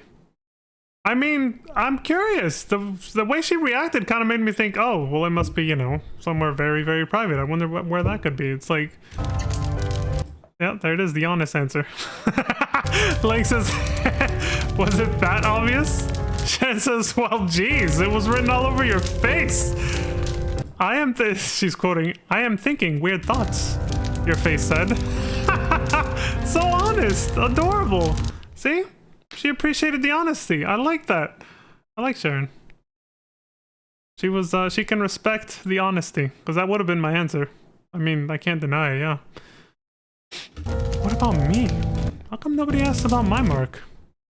Oh, this is Kazan thinking this. I mean, I did, if it makes you feel any better. I was like, where's yours and where's Maya's? Like, I asked both. So. It is kind of funny, though. Nobody cared. Deny adamantly. Lane says, what? What are you talking about? Of course I wasn't. Don't be ridiculous. Shannon says, oh, brother. Look, you don't have to get it so uptight, you know, just because I read you like a book. At your age, what else would you be thinking about anyway? But it makes it look silly if you try to deny it and get all upset, you know. Lang says, actually, she's probably right. And then Kazan says the same thing. Yeah, exactly. It's like, women like confidence, man. Just be like, yeah, you know what? I did. You called me out. This did. You know what? Now that I said that, this actually has happened to me in real life. I didn't put it together until right now. Like, there was a time where I was hanging out with a couple friends that I met at work. And we started hanging out for a while. And then somebody made a joke about because it was me, two other guys, that one of them didn't work too closely to us, and then a girl. There's this other girl that we hung out with too, but again, she was also more detached. She kind of had like her own area, so we didn't see her too often. But there was three of us that talked quite a bit. And there was one point where she kind of like called the other guy out called one of the other two guys out for like checking out her ass at one point. Like I guess she caught him, and she called him out like later. It wasn't in the moment.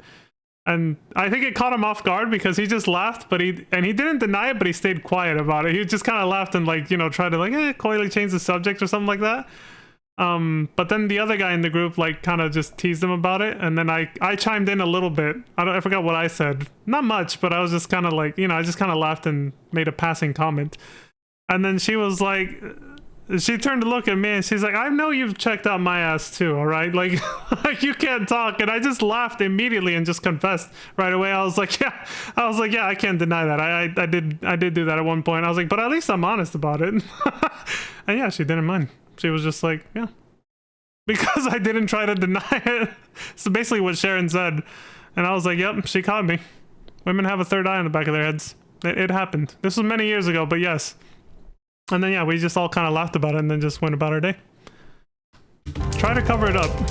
Lang says, what? Who, me? No, I was just daydreaming. Sharon says, daydreaming, huh? I can imagine the kind of daydreams you were having. Well, whatever.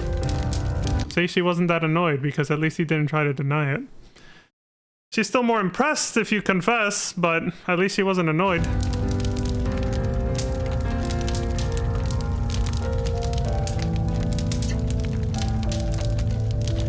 Sharon says, let's hurry up and get through here so we can get to the castle.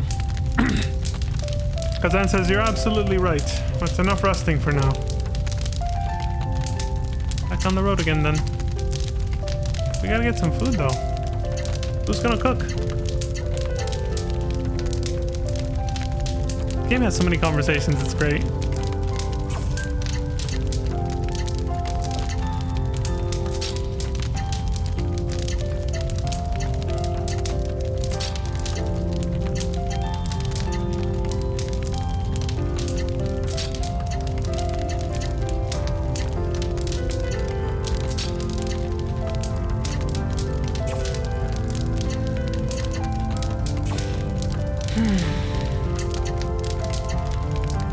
This music and atmosphere is so pleasant.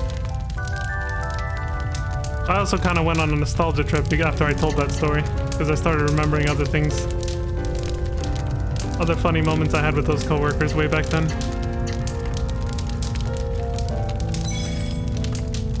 It was a fun time. Good times.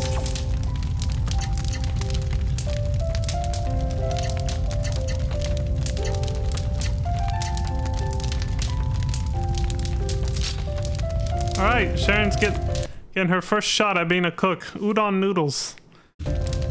Sharon says, I made a lot for you. If you want more, serve yourself.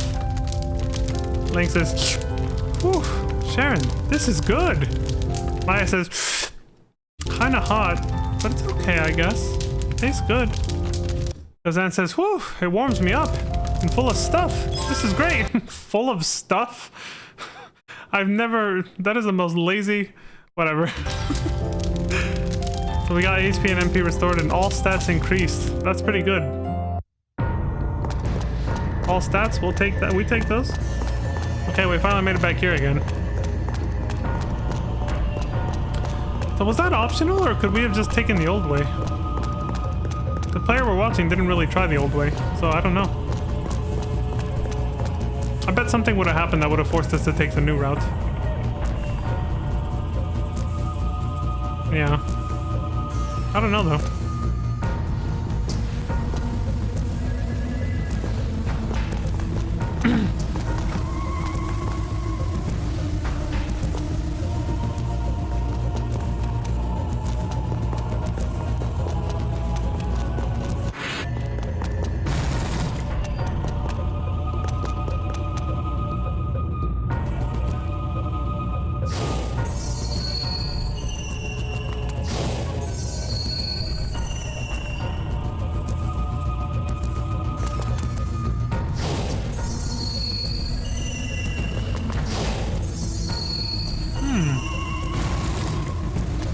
That was interesting. Explorer's Notes 2 and another camping kit. Alright, let's see what happened to them. We were trapped in a room in which hung a plaque of a lizard. It was just as we lit the candle when misfortune fell upon us. 7 different pedestals, each a familiar color. The robes of the Cabal priests. Then the answer must be the order in which they stand. Red, orange, green, blue. Oh, why can I not remember? The gods show no mercy to those only faithful in times of need. That's true. I like the way he said that. He's like, shit, if I had only like memorized that shit, I wouldn't be in this mess. Scroll with dark magic sealed within. What is this for? Shadow lurk scroll? Did we use that? I don't fucking know. I don't even know when we picked that up.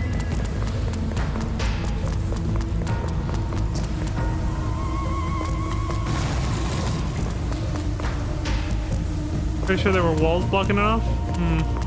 I mean, that makes sense. There's no way they would let you use the same path if you just got a new character that can take you a different route. So, that makes sense. The image of the lizard is engraved here.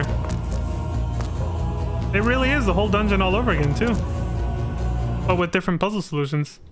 I thought it was probably only going to be a few rooms, but it's a whole nother path.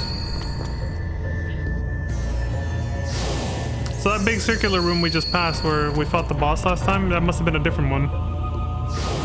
It's like I can picture this map as being two, like it forks into 2 roads like this that are like mirrors of each other basically.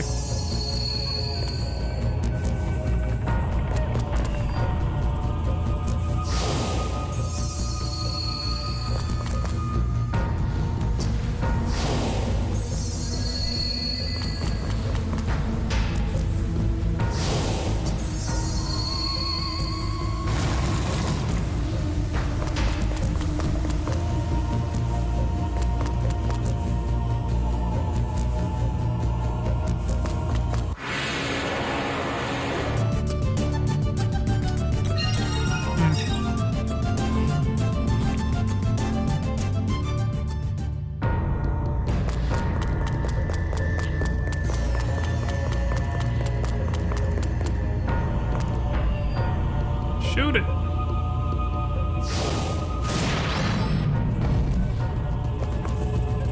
That time it didn't actually shoot an arrow.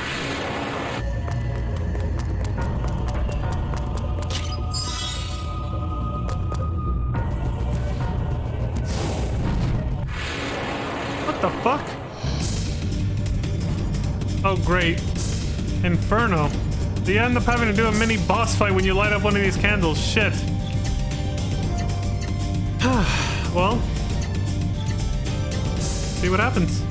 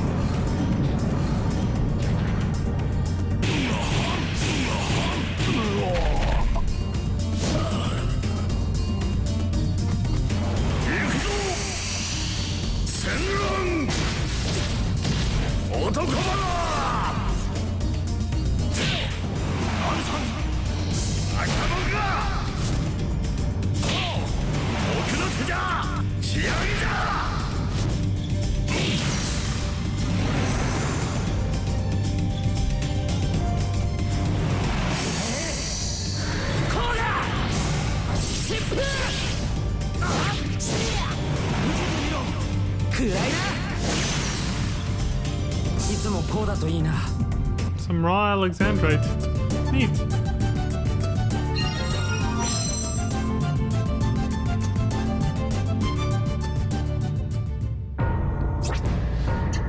So maybe that was for lighting up the wrong one first.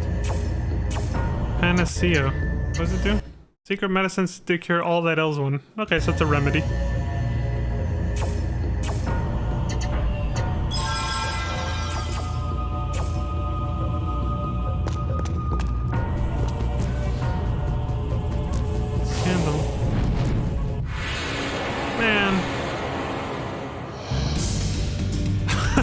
Certain order to this, or is this just, does this have to happen? Okay, they edited it out. I was about to speed it up, but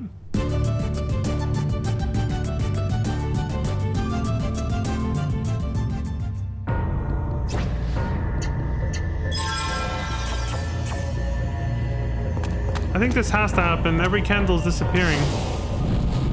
We just have to force our way through, I guess.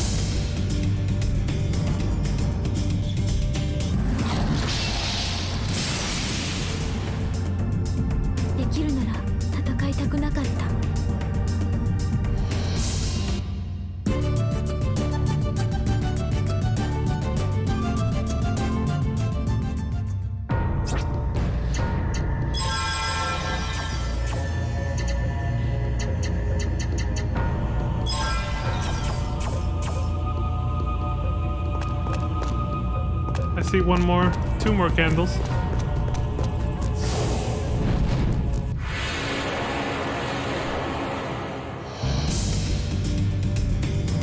Surprise, motherfucker.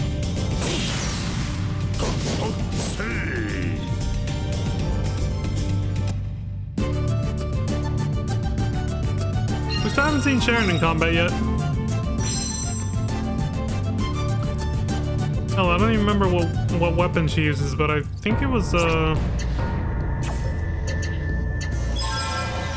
wanna say it was like not a rapier, but like a saber type of sword. Those long, like, curved swords that you would typically see like a pirate use. Could be misremembering though. We'll see eventually. Savage fist. Damn.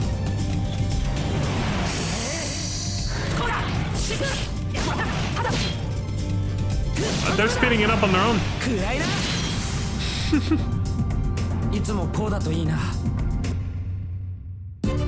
I think PS2 emulators do have a frame delimiter. That's probably what they activated for a brief moment.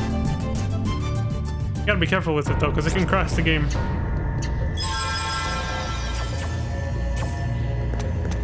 Frame rate delimiter, that's what it is. Oh, here we go. 2, 3, 4.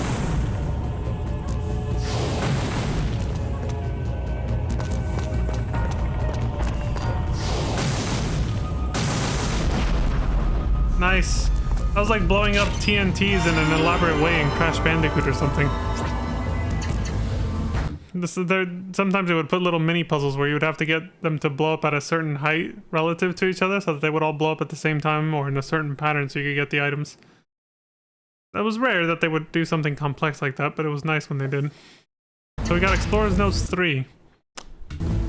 Let's see what it says. We were trapped in a room in which hung a plaque of a bird. Yet again, a ruin filled with tricks, an inscription on a statue. First, the glow to the north. 8 right, 4 left, 3 right, 4 left. Then, from the other, 4 right, 7 left, 16 right, 5 left. Be warned, reckless methods will not light the way. I saw a glimmer of hope within the darkened moss. What lies in wait ahead of us now? You really gotta wonder what the hell happened to these guys. They left us all these clues. But what happened to them?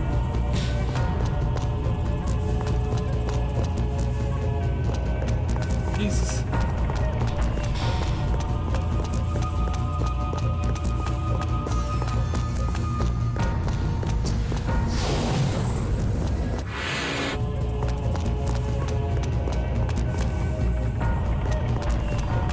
Wait, we came through here before?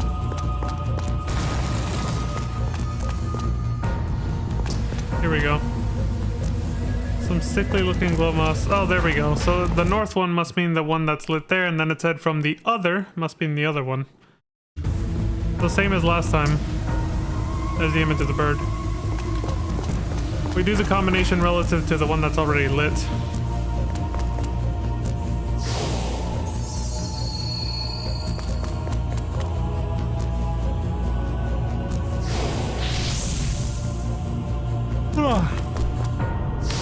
I guess if it was already lit and it was part of the combination, then you have to unlight it, turn it off.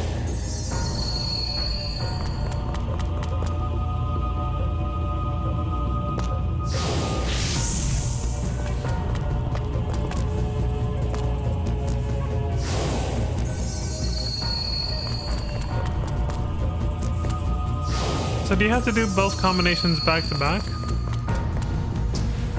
to get the right pattern? I guess so.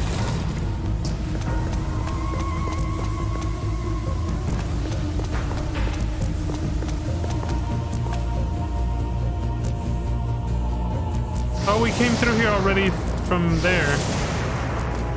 So... the effect of the... No! We didn't! We saw this our first trip here. I remember now, yeah. And we obviously couldn't do anything with it because Sharon wasn't with us. There we go.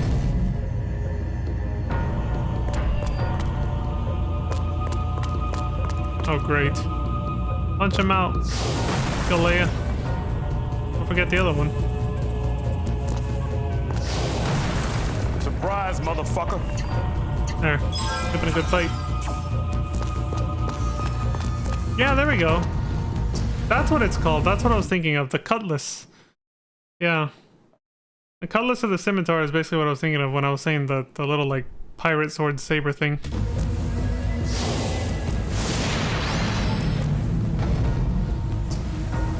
Yeah, I remember liking that quite a bit about, like, her weapon choice and fighting style. I remember enjoying it as much as her personality. Amongst other things, yeah. I'm not gonna deny that either, alright? But you know what I mean. Like, I'm going past the caveman brain here. A book of fear. Sharon's handwritten book of a secret technique. The secret of the fearful arc technique. Nice, she already got her first hyper art. Right on. Son of a bitch. There you go. Acquired Shadow Lurk scroll. Another one. Revival bottle. And a Bewitch cure. Oh, that's still a thing. Bewitch, I think, is... well, at least in Legend of Dragoon, Bewitch meant like when you get charmed. Seduced by an enemy. There's the ladder. We made it again. To the castle. No boss fight this time, though. I mean, at that point, the other path finally converged onto this one, so...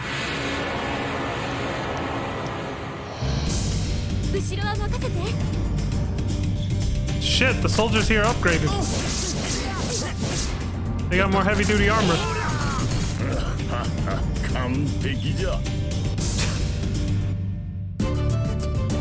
They're called Bronze Warriors now.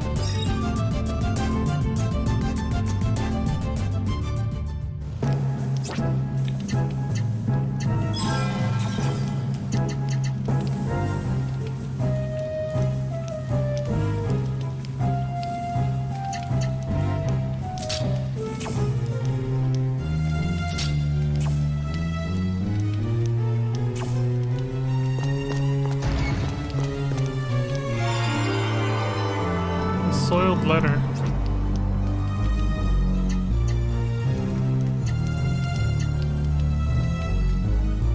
Letter from the guard Kafil to his family. To my dearest Rosemary and Karen, it has been 6 months since I left to guard Doplin Castle, but I am well. But it seems that I will not be freed when my time here is done. I've heard that I will be transferred to Kravia. Someday I'll be able to return home. Until then, be strong. Kafil. So we might meet this guy. Not gonna take the full heal potion? I guess not.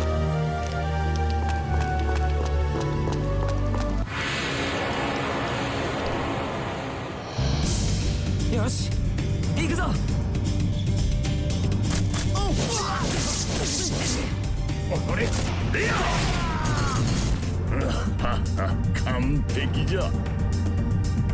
I don't remember my final go-to party in this game, but I know it included Sharon. I also think it's her origin also looks really cool, I gotta say. I'm partial to the purple color. Probably because it's adjacent to blue, which is, you know, a color that I like. Probably.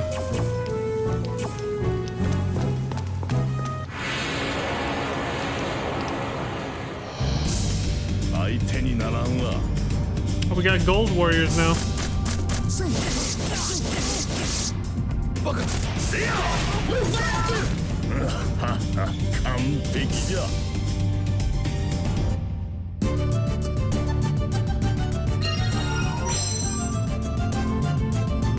Damn, Maya's already up to 7 art blocks. They're pretty generous with those in this game. We really are gonna have to see the whole game with a big red filter on it from now on, huh? When we're outside.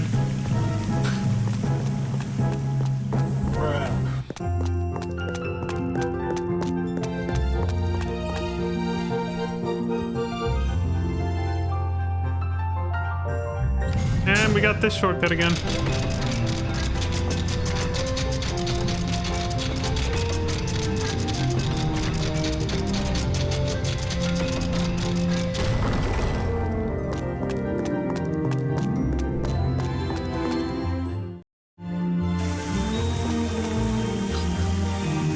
No fucking way. Guard says, hey, who are you strolling out of the castle like that? Last I heard, the castle was closed. Isn't it closed anymore? Same shortcut again. Almost the same dialogue, too. The guard says, whew, open the gate, close the gate. Yeah, it's literally the same thing they said last time. I wish they'd make up their mind. Yep. Well, at least we can take a break. Get some food. Stay at the inn. Get our health back. Julie says, thank you very much for using our hotel. Which level of room would you prefer? Oh, great. It's just like with the fine dining from last time. Again. So we got the classic, 10,000 gold. Standard, 30,000. Deluxe, 80,000. Damn. Ask for a description. We're going with classic. Julie says, I see. Our staff will show you to your room at once. June. Oh look, they're twins, but different hair color. June says, my name is June, and I'll be your porter. Please follow me. Please don't hesitate to call if I can be of service. Okay.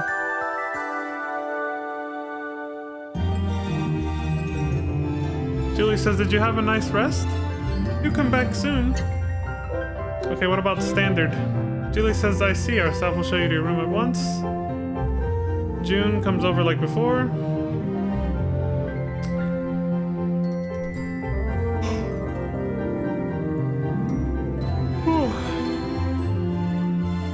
Well, that's luxurious, but those were some very luxurious looking close-ups of random parts of the room. If you need anything, please let me know. Can I see the room better? I guess not. Alright, what about the deluxe? 80 grand, because we're high rollers.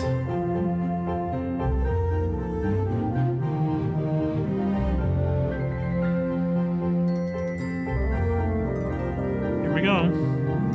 Pink, luxurious. Curtains with, the whole thing is thematically pink. What the hell? Oh, I was like, what was Vaughn just sitting in the chair? A cozy, luxurious looking chair. Is that a giant meat bone steak thing? June says it's one of our finest dishes, the pride of the hotel. It's called atomic heat. It does look hot. It's like radiating. If you need anything, please just let me know. It earns the name by its appearance for sure. Lang learned how to make atomic heat. Oh, that's gonna be good. Around the campfire. See, they gave us food and a hotel room. That's luxury. I like that. June says, welcome to the 3-star hotel. My name is June and I'll be your porter. We found out. Oh.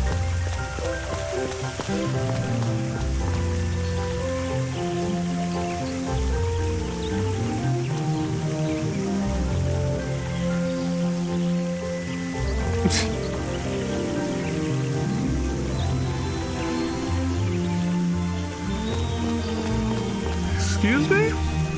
That kid, Vintel, said that monsters really appeared inside the castle. These people are talking about it too.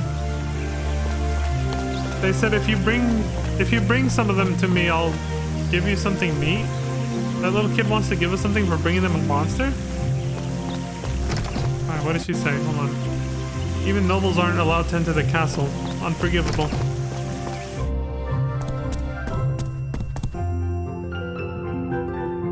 Martin says, huh? What happened to you? I guess it's none of this rich guy's business, though. Okay. Well, at least they updated his dialogue a little bit, but whatever.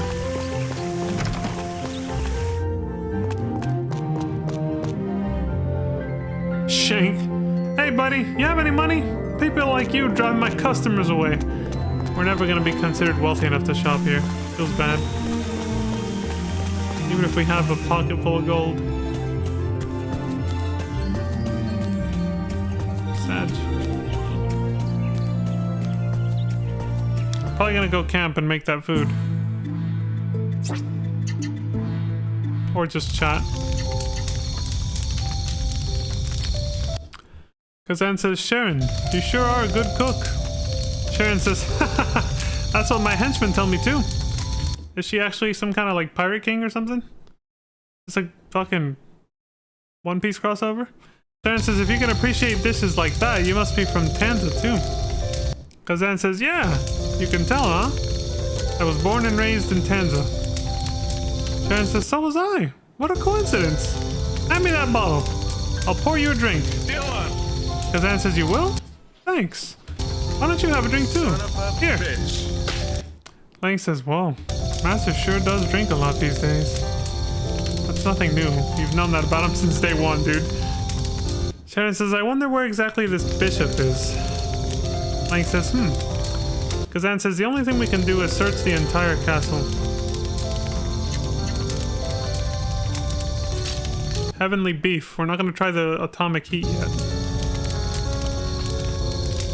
Lang says, yes, this is perfect. Maya says, amazing. The meat just melts in my mouth. It's really tender. Kazan says, what's skimpy meat? Sharon says, come on, Kazan. Say it straight. I know you like it. He's calling him out. Oh, shit! Max HP and MP increased, HP restored, and attack, defense, agility, and whatever CHA is increased.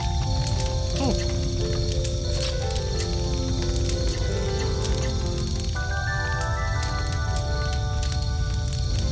We just stayed in the hotel though. Was that camping kit necessary?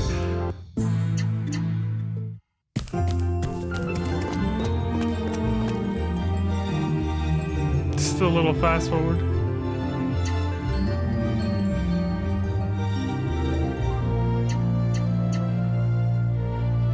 Shit. I think I have just enough time to do this.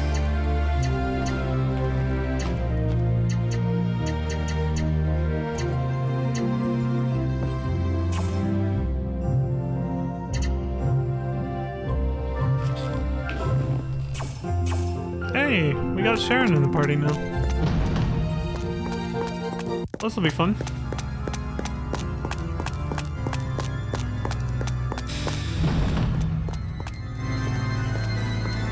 Well, look who it is. Son of a bitch.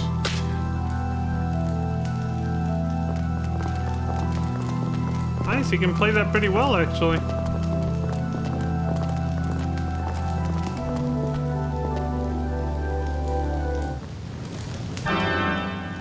A lot of keys, too.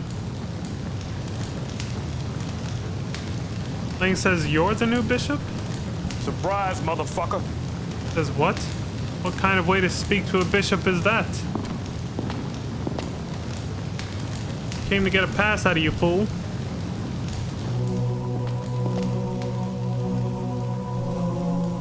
Wait a minute. Don't tell me you've forgotten who I am. Bubble? Bubba or Bumble? Lang says, I think it was Bubble? Bubba says, oh no, I forgot to, there it is. He literally went, what? Bubble! I'll tell you one more time and don't forget, My name is Bubba. Got that? Bubba. Why, I'll burst you like a bubble. Hey, what if we call him Bumble then?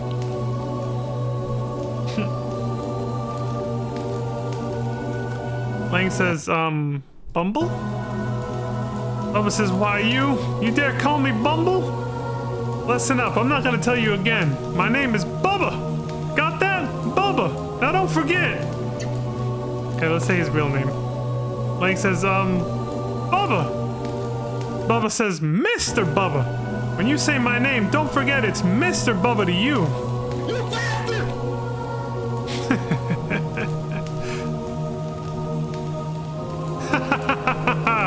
He's laughing.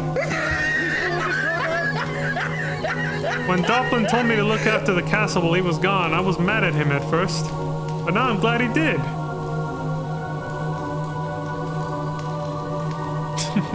Doplin said if we kept the checkpoints closed, these guys would show up here.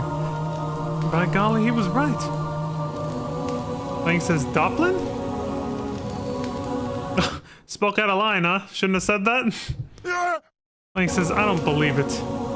Don't tell us you sealed off the checkpoint just so you could catch us. What did you think they were gonna do? Shouldn't be that surprising, Lang. Bubba says, no, not catch you exactly. More like give you a good beating. I'm gonna avenge Elfin's death. Shan says, you've gotta be kidding. Do you have any idea how much trouble you've caused me? Bubba says, you shut up. You couldn't possibly understand what I'm going through. I've lost my beloved Elfin. Lang says, that wasn't my fault. I had to fight Elfin. Kill or be killed. Elfin did attack first. Bubba says, I don't want to hear your excuses. Elfin, my poor Elfin. I'm not gonna let you get away with it. That Doplin said I've got to take you alive, but I just can't do it. I've got to get my revenge. I've got to take you out. I just can't stand it unless I do. Well, I guess that's just how it be sometimes. Oh, it's showing us if Lang is defeated. He gets special dialogue if we lose this fight. おめえの敗因はたった一つ。この俺様をマジにさせちまったことだ。見てるか、エルフィン。おめえのくれた愛の奇跡ってやつだ。I like how Maya ended up at his feet right there. Look, I don't know how this battle went, but she got fucked up right there. Zodiac, you said it might be too late to mention it now, but there was an Easter egg in one of the castle prison cells in an earlier video where you could see something resembling a Gimard.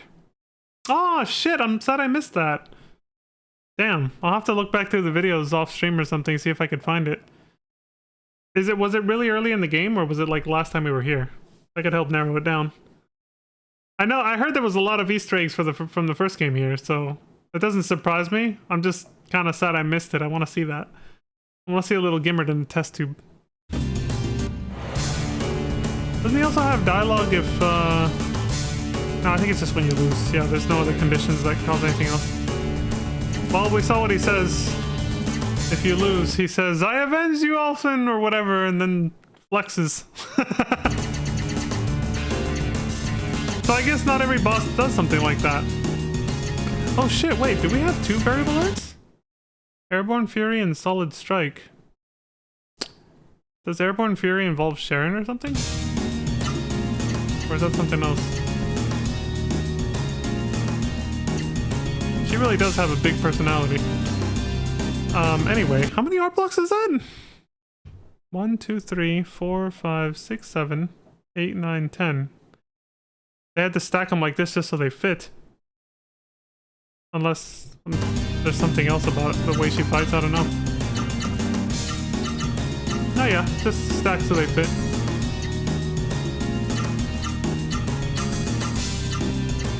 Well, I'm glad we get to see Sharon's debut here. There we go. Slay Cutlass. Spike Anchor. Riot Flag. Is she a pirate then? That seems to be the... Oh Holy shit. 裁きの先行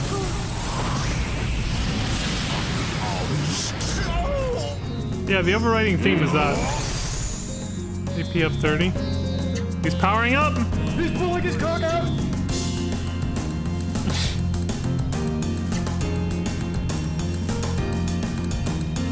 Yeah, it looks like,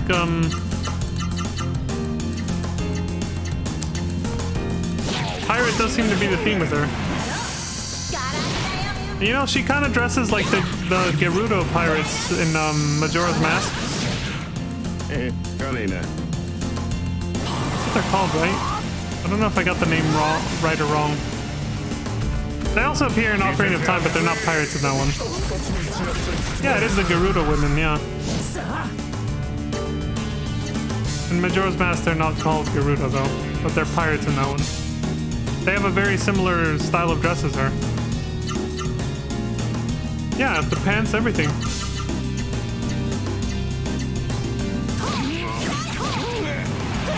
Never noticed that until literally right now. And they use the same weapons, too.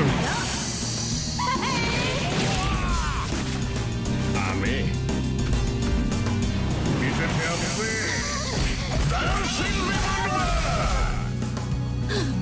Damn. Fucked her up.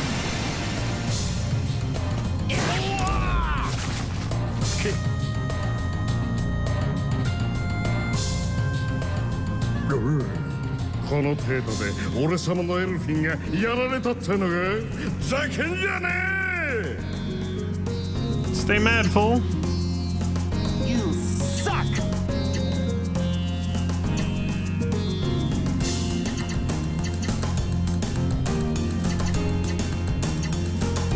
Got a lot of restoratives now. いや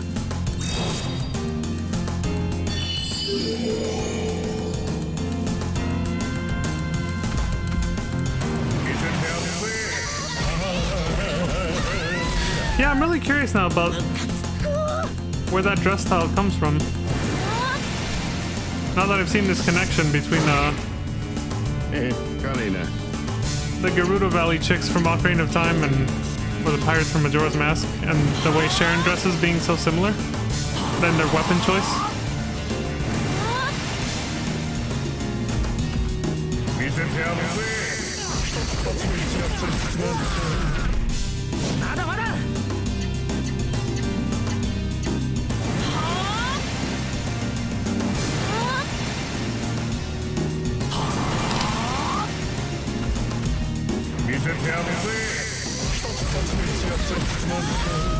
Jesus. Knocked her the fuck out. 何がミスティックで俺様の方が100万倍強いぜ Oh, he thinks he's a badass now because he knocked out a mystic. He's getting bravado.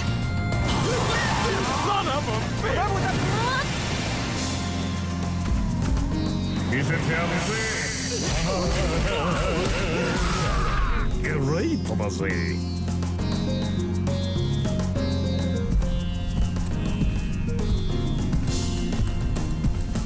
Shit, Maya's the only one left. はてよまだこんなもんじゃ俺様は怒り足りねえ Get up, I still haven't gotten mad enough yet, he says. So that's what happens if he defeats Lang without finishing the battle. Like, because Maya's still alive. If he just knocks out Lang, but the battle's not over yet, he'll just crack his knuckles and be like, get up, I'm not done yet. I want to fuck you up some more. Dude, we just picked her up.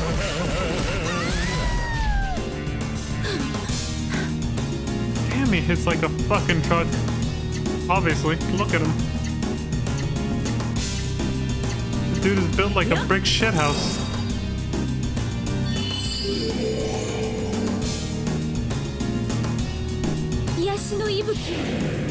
This player took a calculated risk on this, just to show us that extra dialogue. I like the commitment.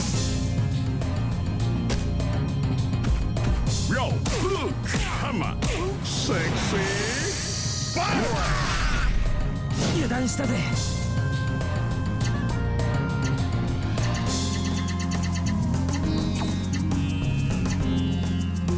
So the Gimmered Easter egg can be found at any point. Most notice it the first time in the castle. Damn, I'm sad I missed that.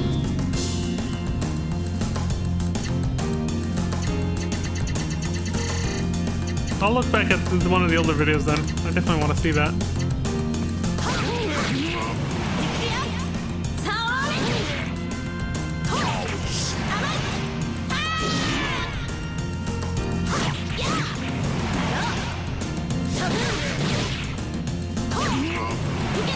Holy shit, man.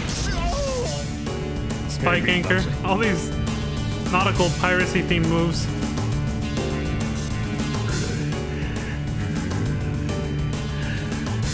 Sexy punch, is that what he said? No, let me see. Hold on, where was the part where it was his last turn, right? When he punched?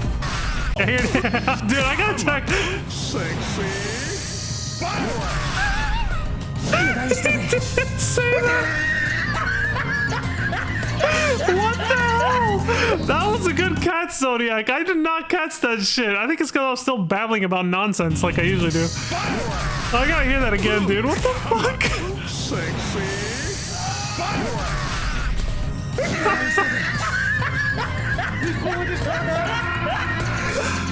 He really was pulling this cock out, man. Holy shit. Sexy punch.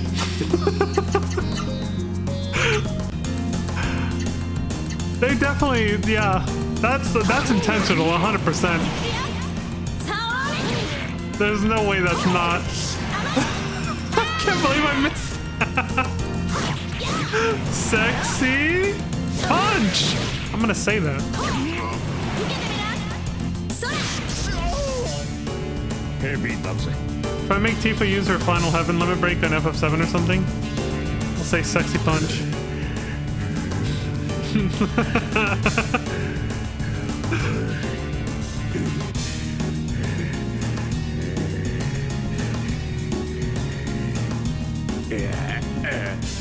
All sama wa makera de ne. De na kya everything ga ukabaru ne zi.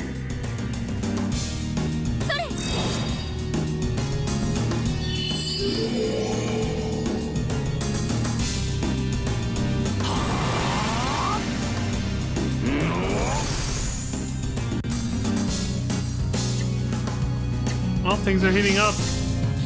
He's probably down to his last third of health, which is why he had another little monologue or whatever.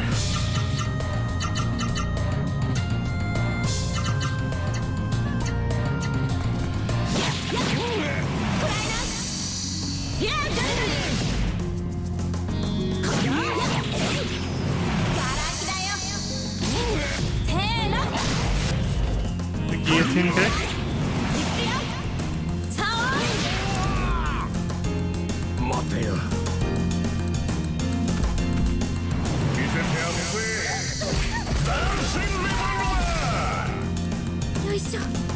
No, he said the name of the move there. But what did he say before? I gotta pay attention when he attacks now.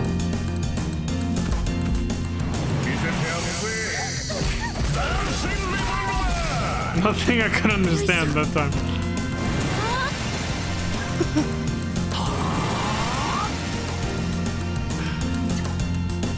Sexy punch, man.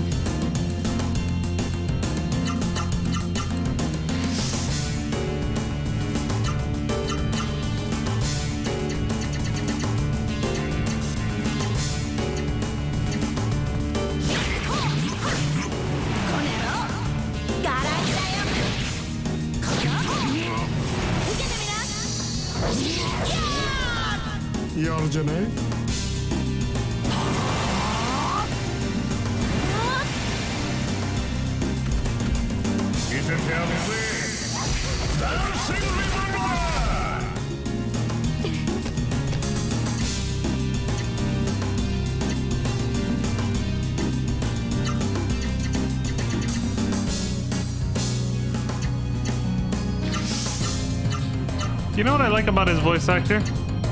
He actually talks as if he's got that fucking stick thing in his mouth the whole time. It's pretty good. I I don't think the English voice actor did that.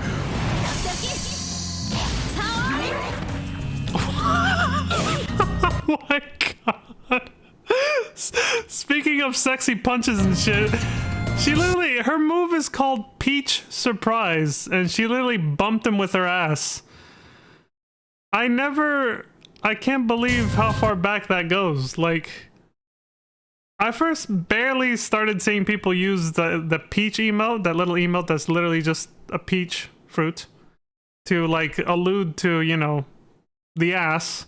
I first started seeing that like within the last year and was like, oh, I see. People use the peach emote to like refer, you know, just like how people use the eggplant emote to refer to like a dick or something, right? Without saying it. Like I first started seeing that on Discord like less than a year ago, but literally it was right here from my childhood. I could have, yeah, put it together then. Here it is.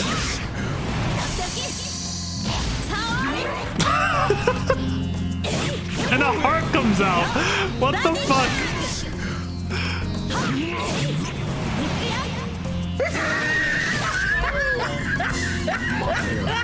Oh my god. A heart comes out like when Noah would do her attacks where she would blow a kiss to the enemy and it would charm them. So, can she charm regular enemies with that? Just by bumping them with her ass? Is that what they're implying here? Does that have the same effect?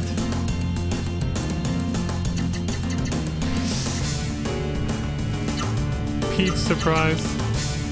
I guess that's the game's way of telling me she does have as much cushion back there as she's got in the front. Calling back to what I said back at the bar.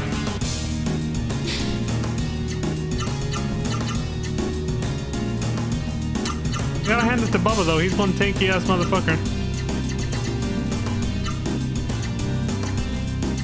But I mean, obviously. Look at him.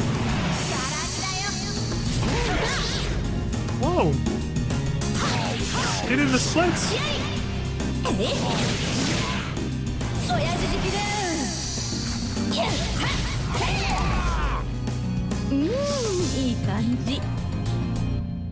I don't know what she just said, but it's on. I like that. She got the winning strike. Get knocked the fuck out, Bubba. This is the wrong one.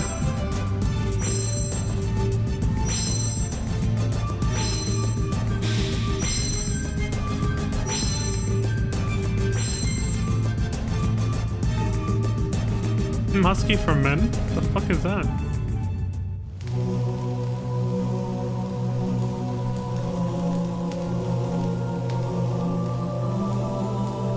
You suck!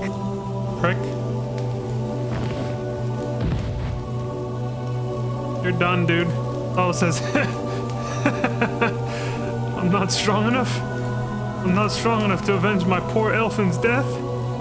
Elfin! Damn it! Damn it all! Fuck! Okay, I admit it. I did lose. I lost fair and square. It's all over. Right here and now. All over for this guy named Bubba. He's gone. Gone to that place beyond the twinkling stars in the sky. Gone to be with Elfin.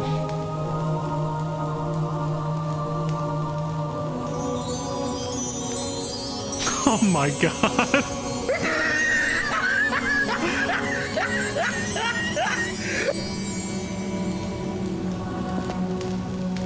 From now on, I'll be a lonely hunter searching for tomorrow. People will call me a drifter, dreaming of an unknown tomorrow, traversing a wilderness of blood and pain. That's who I'll be from now on. He's reinventing himself? He says, that ought to do it. Just enough to save face, even though I did lose. Oh my god, this guy. Well, guess I'll hurry up and get out of here.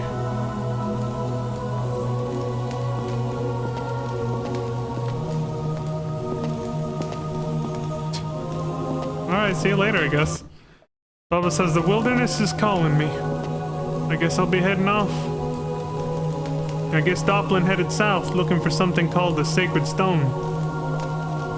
Lang says, Bubba, what made you decide to tell us? Bubba says, I don't know. It was just a whim, I guess. Instead of Doplin, I'd rather you guys... Nah. Never mind. Oh shit!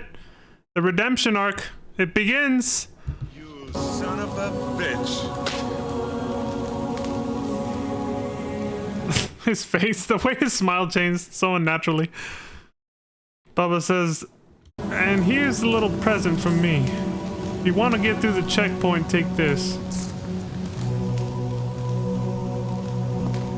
Nice backhand throw. Bubba dropped something on the floor. Oh, that's why. He just did that. That's not how I expected that to end. I also didn't expect to fight him in a church. Lang says, hey, what's this? Acquired a Kravian pass. It's the thing we came for the whole time. It's like we almost forgot to even bring that up to him. We almost just let him leave for no reason. It's like, dude, the entire reason we came here was for the Kravian pass. We know he's the only one who could give us one, and we were just about to let him leave. And then he's just like, oh yeah, you're gonna need this. And the rest of us are like, oh yeah, that's what we came for. Bruh. You suck. Fucking clown fiesta. A license to pass into Kravia issued by the new bishop. He ain't the new bishop anymore. He's out. So yeah, the villains of this game literally just turned this whole thing into a game. They're just toying with us. See how far we'll get.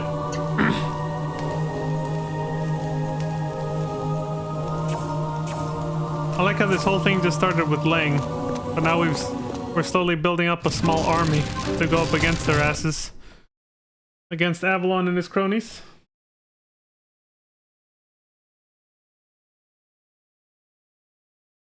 Alright, we got time for one more. The Kravian guards say, hey! Surprise, motherfucker. No one goes through without a Kravian pass. Oh yeah? Well, check this out. Hold on, I missed something because I was looking at my soundboard. Oh, he did that. What? Could that actually be a Kravian pass? Yes, sir. We'll open the gate right away, sir. Surprise, motherfucker. Open the gate! You better let us through. Sharon says, whew, finally, we got through at last. By the way, what do you guys plan on doing now? Did we tell her about this big adventure we're on, or what? Kazan says, once we get through here, we're going down south to Tanza to borrow a ship. Sharon says, to Tanza for a ship, huh? And then what? What are you planning on going by ship? Where are you planning on going by ship? I would just tell her honestly at this point. She proved herself a good comrade. Tell her truthfully, just make something up, or not sure what to tell her. Make something up. Lang says, well, we're setting out to search for unknown continents. That's all he's got? Bruh. She's gonna see right through that shit. Look at her face. Sharon says, oh, really? She saw right through it. Unknown continents, huh? Come on, dude, bullshit. And so whereabouts are you gonna look for these continents? Whereabouts are you gonna look for those continents? The Oldoria Sea to the east? The Baltor Sea to the west? Or maybe the Suvali Ocean to the north? I feel like she's making up names to call his ass out. Like, she's saying these just either to, you know, to try and like see if he'll confess, or if he'll just pick one and then she'll be like, I made that up, there is no such thing. Kazan says, whoa, you certainly know your seas. Okay, they're real. She's just trying to see if he's making shit up. Chen says, well, of course. That's because I'm her face, she was like, ah! Almost let it slip.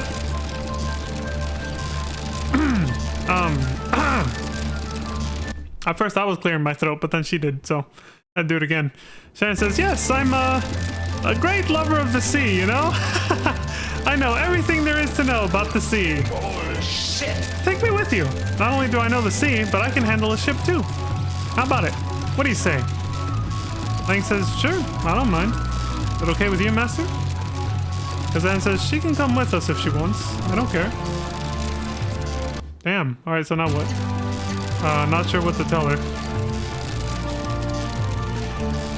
Lang says, well, I, defers to Kazan, he defers to Lang. Nobody's saying shit. Sharon says, what is it? Some secret you can't tell me? Aha! I've got it. You've got some illegal scheme or other up your sleeves, right? Never figured you for a bunch of bad guys. I guess we aren't so different after all. In that case, let's just...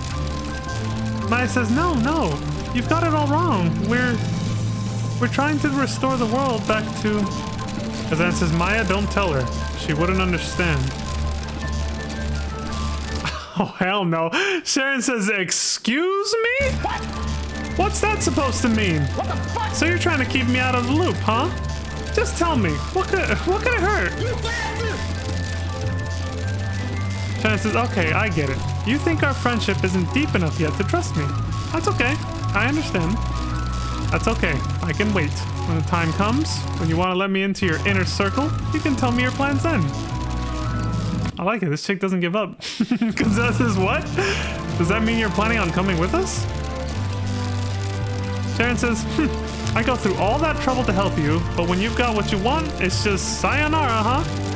You cold, miserable... She's like, oh, hell no. You son of a bitch! Oops, didn't mean to pause again. Then says, fine, do whatever you want. Come, don't come, I don't care. Then says, all right, yes, I won! Of course. That pose. Well, looks like I'm in again. Huh, Lang? Lang says, yeah, looks like it. You should have fucking devil horns coming out of her head in that pose. Tell her truthfully. Lang says, we're headed for Draconia to get the pyrolith. Kazan says, never mind, Ling. Don't tell her our plans. She wouldn't understand. Shannon says, hey, pardon me. I'm not blind, you know. I know you guys are grappling with something really big. I can tell that much without being told. You suck! Kazan's pissed. He's just like... Shannon says, it's like you guys have... Oh, I don't know. Some kind of huge mission you've got to accomplish. Yeah, you could say that. Okay, I've made up my mind. I'll keep you guys company a little while longer. Count me in. Lang says, what? Really? Well, I guess I don't mind. What do you think, Master? Stan says, I don't care. She can do whatever she wants. Lang says, by the way, Master, exactly how far is Tanza from here anyway? Kazan says, once we get through this town, it's just south of here. But there are lots of shops here. We better take a good look around. To get ready for the journey? Yeah, of course. That was the moment it converged from all three conversations. And Guard says, we haven't been getting all those notices from Darakin lately. I wonder what happened. Guard says, wow, these Krabian pass things really do exist. I had no idea. Yeah, I only had to beat the fuck out of the new bishop just to get it, but yeah. So they were probably just throwing out the applications as they came in, you know? Burning them. You'd probably throw them into a letterbox and you could actually see the flames shooting out the top. Okay, I do remember this town quite a bit because one of my favorite side content activities from back in the day was here. One of my favorite side quests started here. I think this might be related to it. This notice board says, urgent, 10,000 gold reward to anyone finding an illegal immigrant. That sounds way too fucking real right now, dude. Should say, signed, Donald J. Trump. Son of a... Guard says, what's that? Some kind of trouble? Unless you have specific business, don't talk to me. Got that? Yeah, I know, Zodiac. It's too fucking real, dude. I was not expecting that. That really caught me off guard. The guard says, what's that? Some kind of trouble? Oh, okay, talk to the same guy. I meant to talk to this dude. Kafil, there, we found him. He's the guy whose letter we found in the castle. Gafil says, Rosemary, Karen, forgive me. Somebody, please, open the door and let me out of this cell. It's locked, obviously. Gafil's moaning. The guard says, that guy? He was a newcomer, but he thought he could get uppity with us. So I threw him into solitary confinement. I don't think he knows what solitary confinement actually means. This ain't it. I had to teach him a lesson. Serves him right. Rosemary, Karen, forgive me. Lang says, are you Gafil? Gafil says, huh? How did you know my name? Please, get me out of here. You've got to. I want to be with Rosemary and Karen. I want to go home. Please help me. Guard says, huh? Hey, who's talking to the prisoner? What do you think you're doing? Get out of here. You bastard! Well, we're gonna have to figure something out. You're starting to get on my nerves. What are you, a relative of his or something? I tell you, that guy really makes me mad. Tell you what, if you bring me 100,000 gold, I'll let him out. Let's say it's bail. Fuck you. Oh, whatever. Don't know how much longer he'll live, though. Is that really the only way to get this guy out of here? Shit. Hey, did you bring the money? Sure. Alright, I'll pay, so let him out, says Lang. The guard says, ha! Yeah, right. We'll pay up. Didn't see the whole thing. We'll pay up to 100,000 G now then. Gave the guard 100,000 gold. The guard says, wow, what are you doing with this kind of money? You're too nice for your own good, aren't you? Probably. We'll see. You don't have business here. Clear out. You're in my way. Gafil says, thank you so much. How can I ever repay?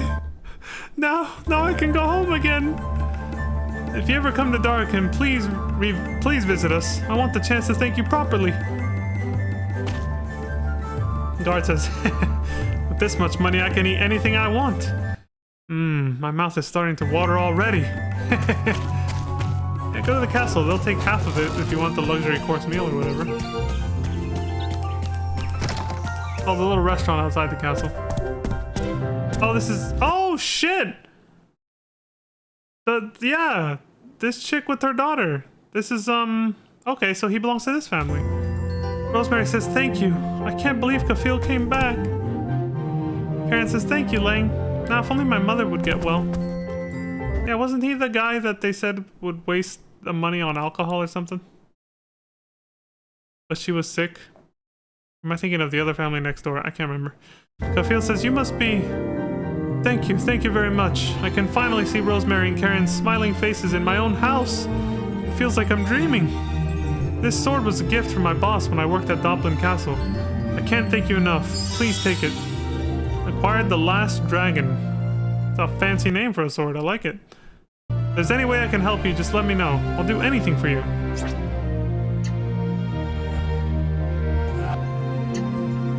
That's for Lang. Okay.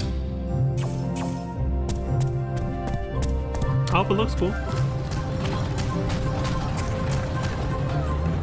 Who the hell's this? Holy shit, she's not wearing much. Mila says, you look like a nice guy. Why don't I let you in on a little secret I know? It's a really good secret. Want to hear it? Heart emoji. Apparently you can use emojis with your voice somehow in this world, this universe. Hear her secret for 1,000 gold? Exactly what kind of secret are we talking about if we're being charged now?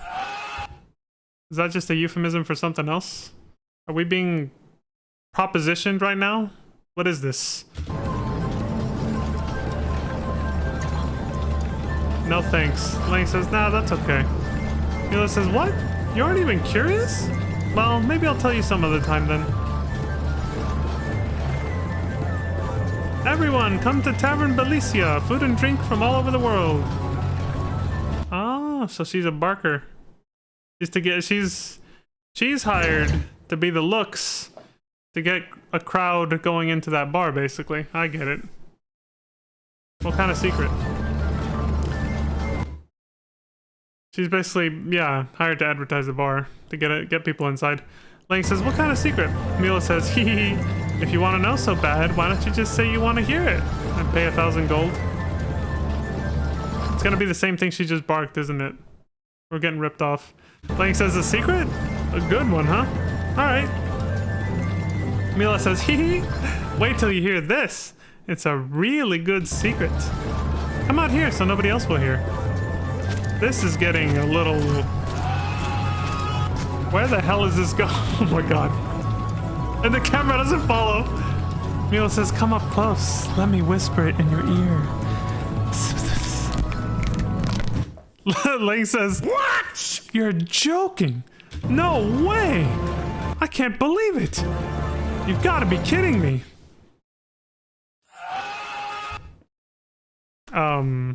He's pulling. What's really going on back there? And that's the whole secret. What do you think? Pretty amazing, huh?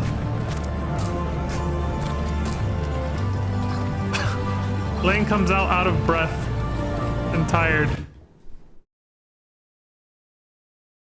I don't think I need to say anything at this point. You know what they were insinuating. Oh, he's not done. Hold on. Lane says, oh, I feel sick. Yeah, I'm sure that's what you feel. Oh, shit. So that was the secret. Lang acquired the nickname Alley Cat. See, as if they hadn't spelled it out already, dude. Oh my god. That's a not like this moment right there. Holy shit. I don't know what that secret was, but we all know what they were really trying to imply with that whole fucking interaction. Mila says, now, wasn't that a good secret? I bet you're glad I told you, aren't you? Jesus Christ. So, where can I find more secret tellers like her? Asking for a friend.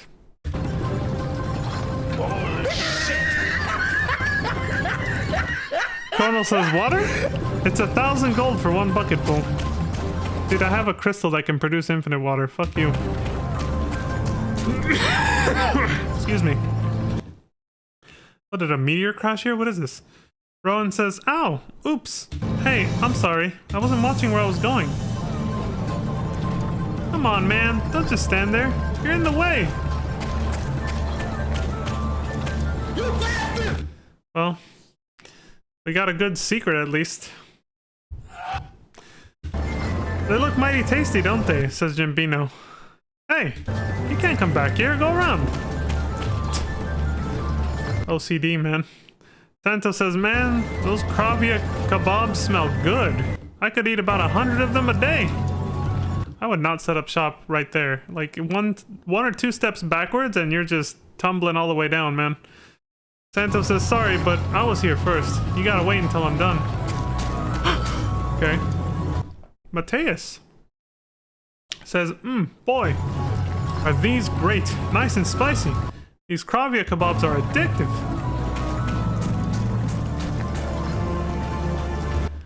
Nomo-san says, hello, welcome. The main ingredients are important, yes, but you want the best seasonings too. Do any of these ingredients replicate the same feeling of that you would get from like when you hear a, I don't know, like a secret from somebody? You know what I'm saying? It's an orgasm in my mouth. Nomo-san says, thank you. We've got all kinds of seasonings, so be sure to come back again. Elkie says, yuck, yuck, yuck. What's in the stew, you ask? Why, sand mold, of course. Sand mold. I eat it all the time. That's why I've lived to be 100 years old. Yuck, yuck, yuck. How about it? Just 200 gold a bowl. Guess not. Yuck, yuck, yuck. Are you sure? No guarantee it'll be here next time. Eat it. Yuck, yuck, yuck. How would you like some sand mold stew? Just 200 gold a bowl. Alright. Wait, what did the second option say this time? It sounds kind of scary. I don't think it said that last time, but maybe I just didn't read it right. Alright, I'll have some sand mold stew. Lang says, slurp, chomp. Well, it's kind of stinky, but it's nice and boiled down and tender. I guess it's not so bad. New recipe? No? Well, if you say yes the first time... Huh? What's happening to my stomach? Holy shit! Surprise, motherfucker. Link says, oh man, it hurts! It hurts! Whew, I think I'm starting to feel a little better. Whew. I got poison! HP decreased. Well, that's weird. So if you accept the first time, you literally lose health. You get damaged. Just Lang. Nobody else. Everybody else is fine. But if you eat it the second time, nothing happens. Wow, hold on. What is this? Why did it just blow up in his face? Is this if you get like a second serving or what? It just... He literally says, what's this? Look at this dude. Oh shit, I didn't mean to hit that button. What's this? I just I just took one mouthful and my whole body's burning up. It's like I'm on fire. HP fully recovered. Son of a bitch. The Ton says, hey kid, the stew here is the best. You should try some.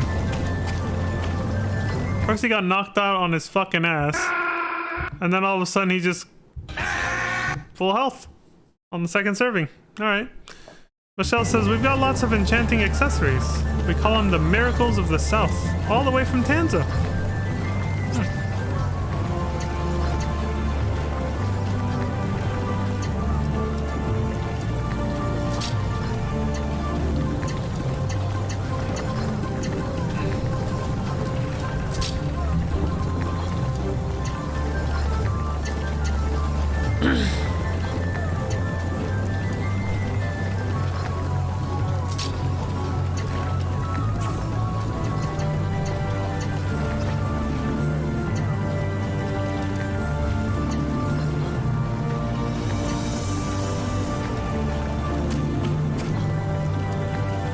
Yajiro? Almost read that wrong. Yajiro says they haven't got a single decent weapon, but they brag and carry on about their wares. Pitiful. Pelli says, take a good long look around. I've got the #1 weapons and armor in the world.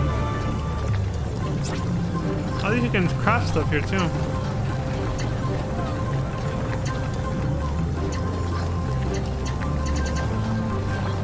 Whew. Jesus, what I'm seeing is that guy's actually right. Some of this shit seems pointless. What do you think? Pretty great, huh? But I won't tell you what's #1 about them. So there's some kind of gimmick is what he's getting at. Kaori says, welcome, welcome. The only place for, almost missed it, fresh vegetables. Get them while they last. Can we just buy some ingredients somewhere? From a different shop? Guess it was different kinds. Thank you. Come again now. I'll give you a good deal. A good deal, man. Mori says, yes, welcome. We've got fresh fish. We got dried fish, too. Take a look around. Okay.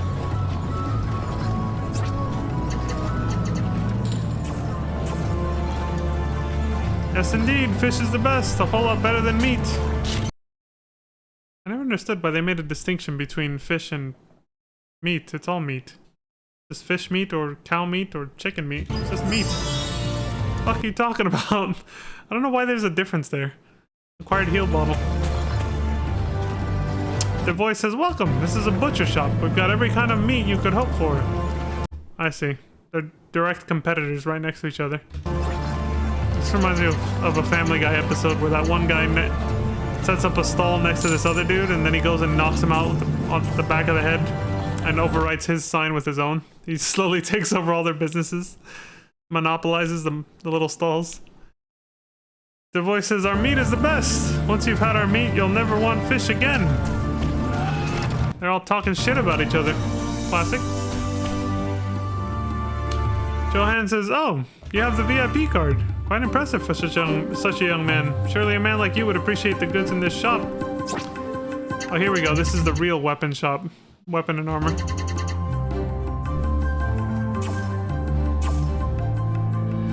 Come again anytime, young man. So maybe this isn't the town I was thinking. Oh no, it's in that building. He's probably not gonna go in there right now though.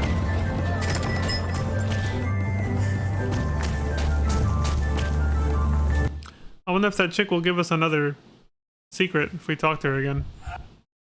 Thousand says, more and more monsters everywhere. The crops won't grow. Are we all gonna be able to survive, I wonder? The end is near. You could just be, we're doomed, man! Lang says survive. I doubt it. The world is probably coming to an end. Thousand says, what did you say? Don't toy with me, youngster. What do you know anyway? I know more than you, prick. You suck! You don't have anything good to say at all. Why don't you just clear out? Go on. I mean, you asked. Nothing to worry about? Lang says, don't worry. As long as we all have the will to survive, we'll manage to pull through somehow. Falson says, you think so? Hey, I'm starting to feel better already. Thank you. And again, these conversations are feeling too real. Falson says, but anyway, I like to sit here and have a nice drink. I'm a lucky man. Each their own, man. Count your blessings and all that. It's the little things in life. Lang says, gee, I don't think anybody really has the answer to that, do they? Falson says, yeah, I guess you're right. Sorry, I shouldn't have asked such a weird question. Just forget it. Okay, same thing. Like to have a nice drink. At least he doesn't get pissed at you. Larry says, you make a living you make a living fighting too? My boyfriend used to too. He's gone now though. That's one of the risks of living life as a mercenary or a soldier. Try to live your life in such a way that you won't have any regrets. We never know when our time will come. I do that every single day, Gloria. Thank you very much. That was a fourth wall breaking moment. Not for me anyway. Keiji says, welcome to Kravia, the center of the world. We don't let any old weird unnatural phenomenon bother us here. What do you have? Like, we're not fazed by the eclipse. 100% pure juice, mineral water, ginger ale. Bolondas? The fuck is that? Dear Mother? The hell kind of name is that for a drink? And Demon's Tears. That's priced from cheapest to expensive, most expensive. Let's start with the pure juice. Keiji says, here you go. 100% pure orange juice, freshly squeezed. Holy shit, he downed that. Lang says, ooh, that really brought me back to life. Son of a bitch. Keiji says, what in the world do you suppose is up with that black sun? It really creeps me out sometimes. Hey, you want another? What do you have? Mineral water. Just keep drinking. In a town like this, water costs even more than juice. Enjoy every drop. You can see why.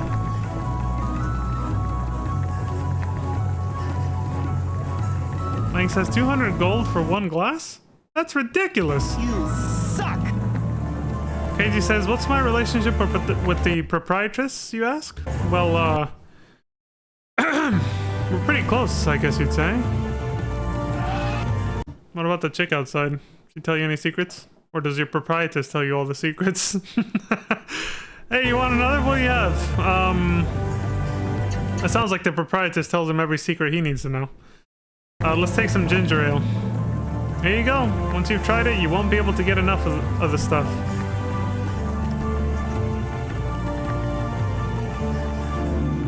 Oh shit. Lang says, huh? It's stinging my tongue. What a strange drink this is. I got poison! Keiji says, Krabi is in the center of the continent, so it overflows with goods and information. Never a dull moment in this town. Hey, you want another? Yeah, give me a colondas. The fuck is this? Keiji says, you're just a kid, aren't you? You wouldn't like colondas. Colondas is for more mature tastes. Also, he took it away! Dude, he just... You bastard son of a... Did I still pay him for that? Okay, we're gonna have a dear mother then. Fuck you. That's 100G more, but... This is dear mother. You wouldn't like it. It's an acquired taste. Trust me. This is them literally just saying you're too young for alcohol, so we're not gonna actually let you drink it. You know, because we're not gonna depict underage drinking in our video game. Okay, he says, anything you'd like to drink? You can have anything you want. I like that FF7 doesn't have this problem since Cloud is 21. And everyone else is... Well, Tifa's 20, Aerith is 22. Barrett's like 35 is what I've heard, but I haven't verified that one. Most of the cast is old enough to drink, so this is not really an issue. But in these other games where the cast is much younger, no. KG says, Demon's Tears, a special rice drink imported from Tanza. Really puts hair on your chest. It's too manly for you. You won't like it. There it goes again. Oh, shit. You suck. Well, I guess that's it. We're not drinking anything else. No more stories then. Our drinks are pretty good, don't you think? See you next time. Prick. Welcome to Belicia. Hot enough for you? Would you like something to drink? No. Because I can't.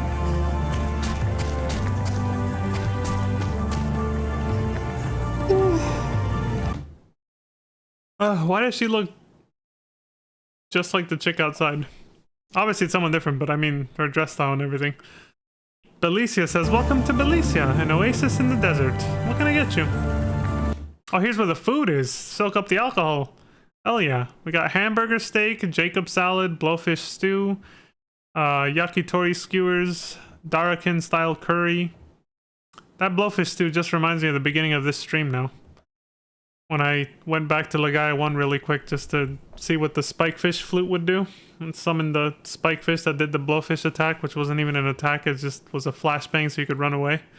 I did not see that coming. That's all that reminded me of though. Oh, what was the name of the first one?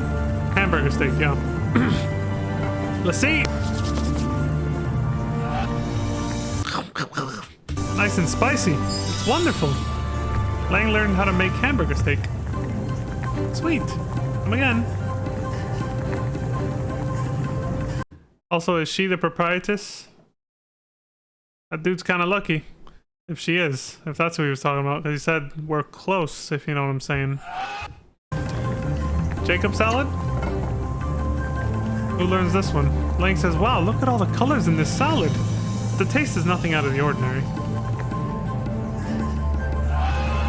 Lang says, wow! Perfect moment if I had that on my soundboard for the actual wow fucking soundbite. I don't even know where that's from, but you guys know what I'm talking about. If you've watched enough videos. Surprise, motherfucker. It's nice and sour. Almost misclicked. I hit spacebar, but almost hit B or N. Wow! Oh, let's try the blowfish stew. See if we don't end up paralyzed. Blowfish are the ones that do that, right? They, yeah, you're supposed to be very careful when you eat them because they can literally put you in a paralysis that's like a coma. Yeah, it's like a state of comatose, but you're still aware of everything. And it can appear like you're dead because your heartbeat slows down so much. Or is it pufferfish I'm thinking of? It might actually be pufferfish. But whatever. Lang says it's light and simple, but what a great texture.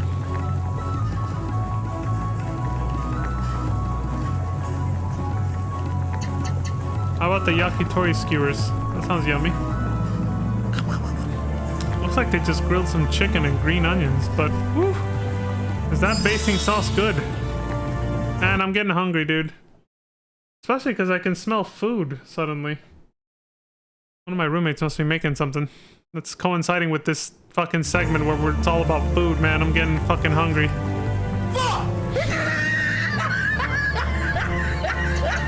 How about Darakin style curry? Lang says, wow, it looks spicy. It smells wonderful. Mmm, this is excellent. Oops, I already ate all of it. Felicia says, you sure know your food. You're like a gourmet. Lang acquired the nickname Gourmet Kid. Again. Okay. We 100% at this place. She says, please don't come around behind the counter. Like you fucking weirdo. Better not trying to grab my ass back there. There are rows of bottles of drink here, like Dear Mother and Colondas. Dude, let me... I want to try it. Keiji says, hey, come on, what is this? You gonna start serving drinks or something? Get out, now!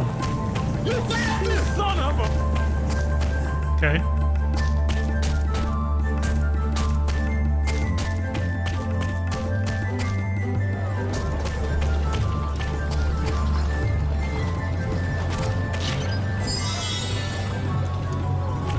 magic bottle.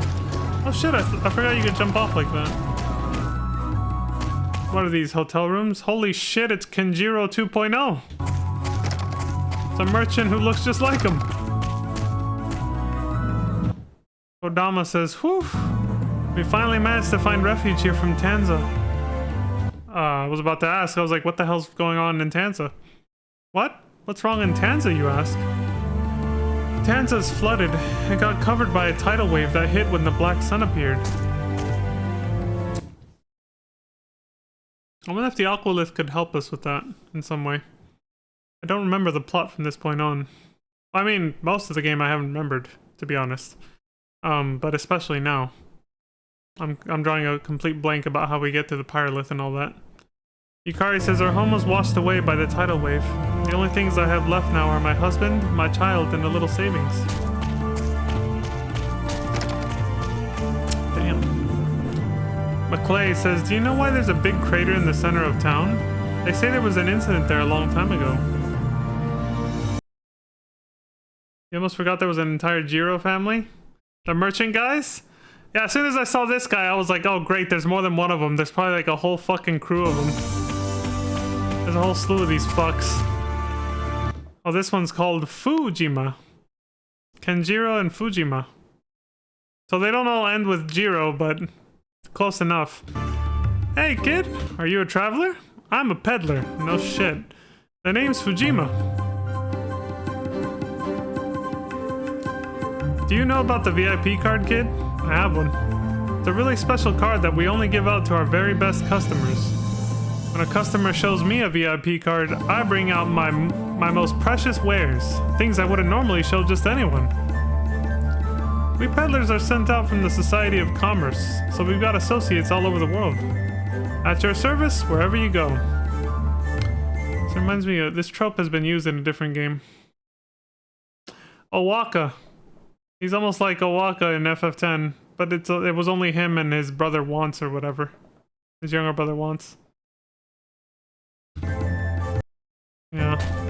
I think there's one other game where they use that trope. Like a whole bunch of merchants that are all like secretly connected and they help out the... They mostly help out the main cast of the game.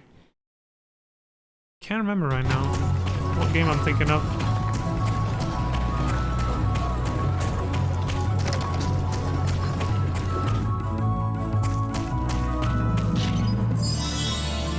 Pirate camping kit.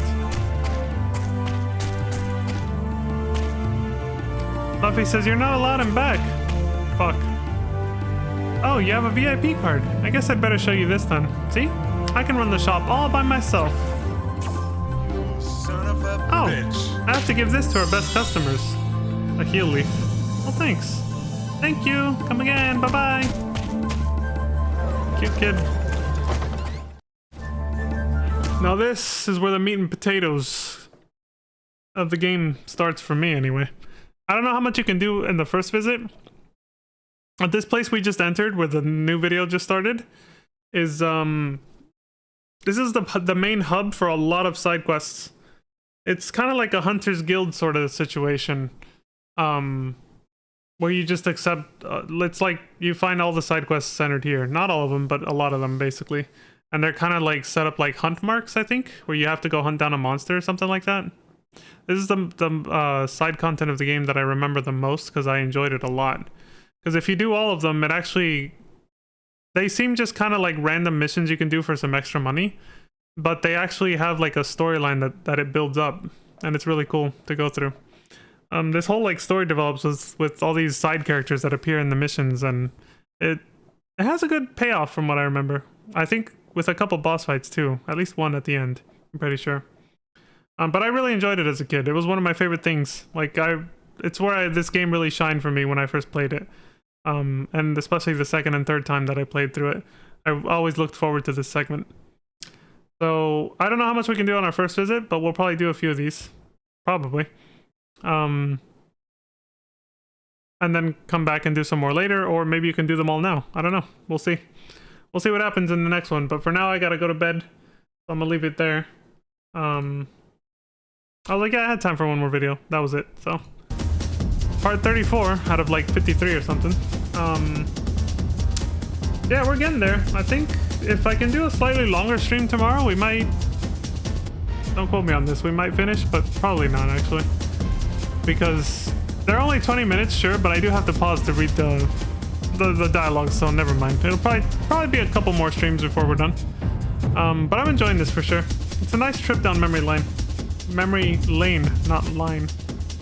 But yeah, that's it for me for now. So as always, thank you all very much for the support. I appreciate it very much. Thank you, Zodiac, for coming by and saying hi and hanging out for a while. I appreciate it as always. And as I always say, please take care of yourselves, look after each other, stay safe, don't die. And until next time, I hope you all have a wonderful morning, afternoon, evening, and good night. And I will see you all then. Peace. And, you know, don't forget to give your significant other a secret tonight, if you have one. You bastard!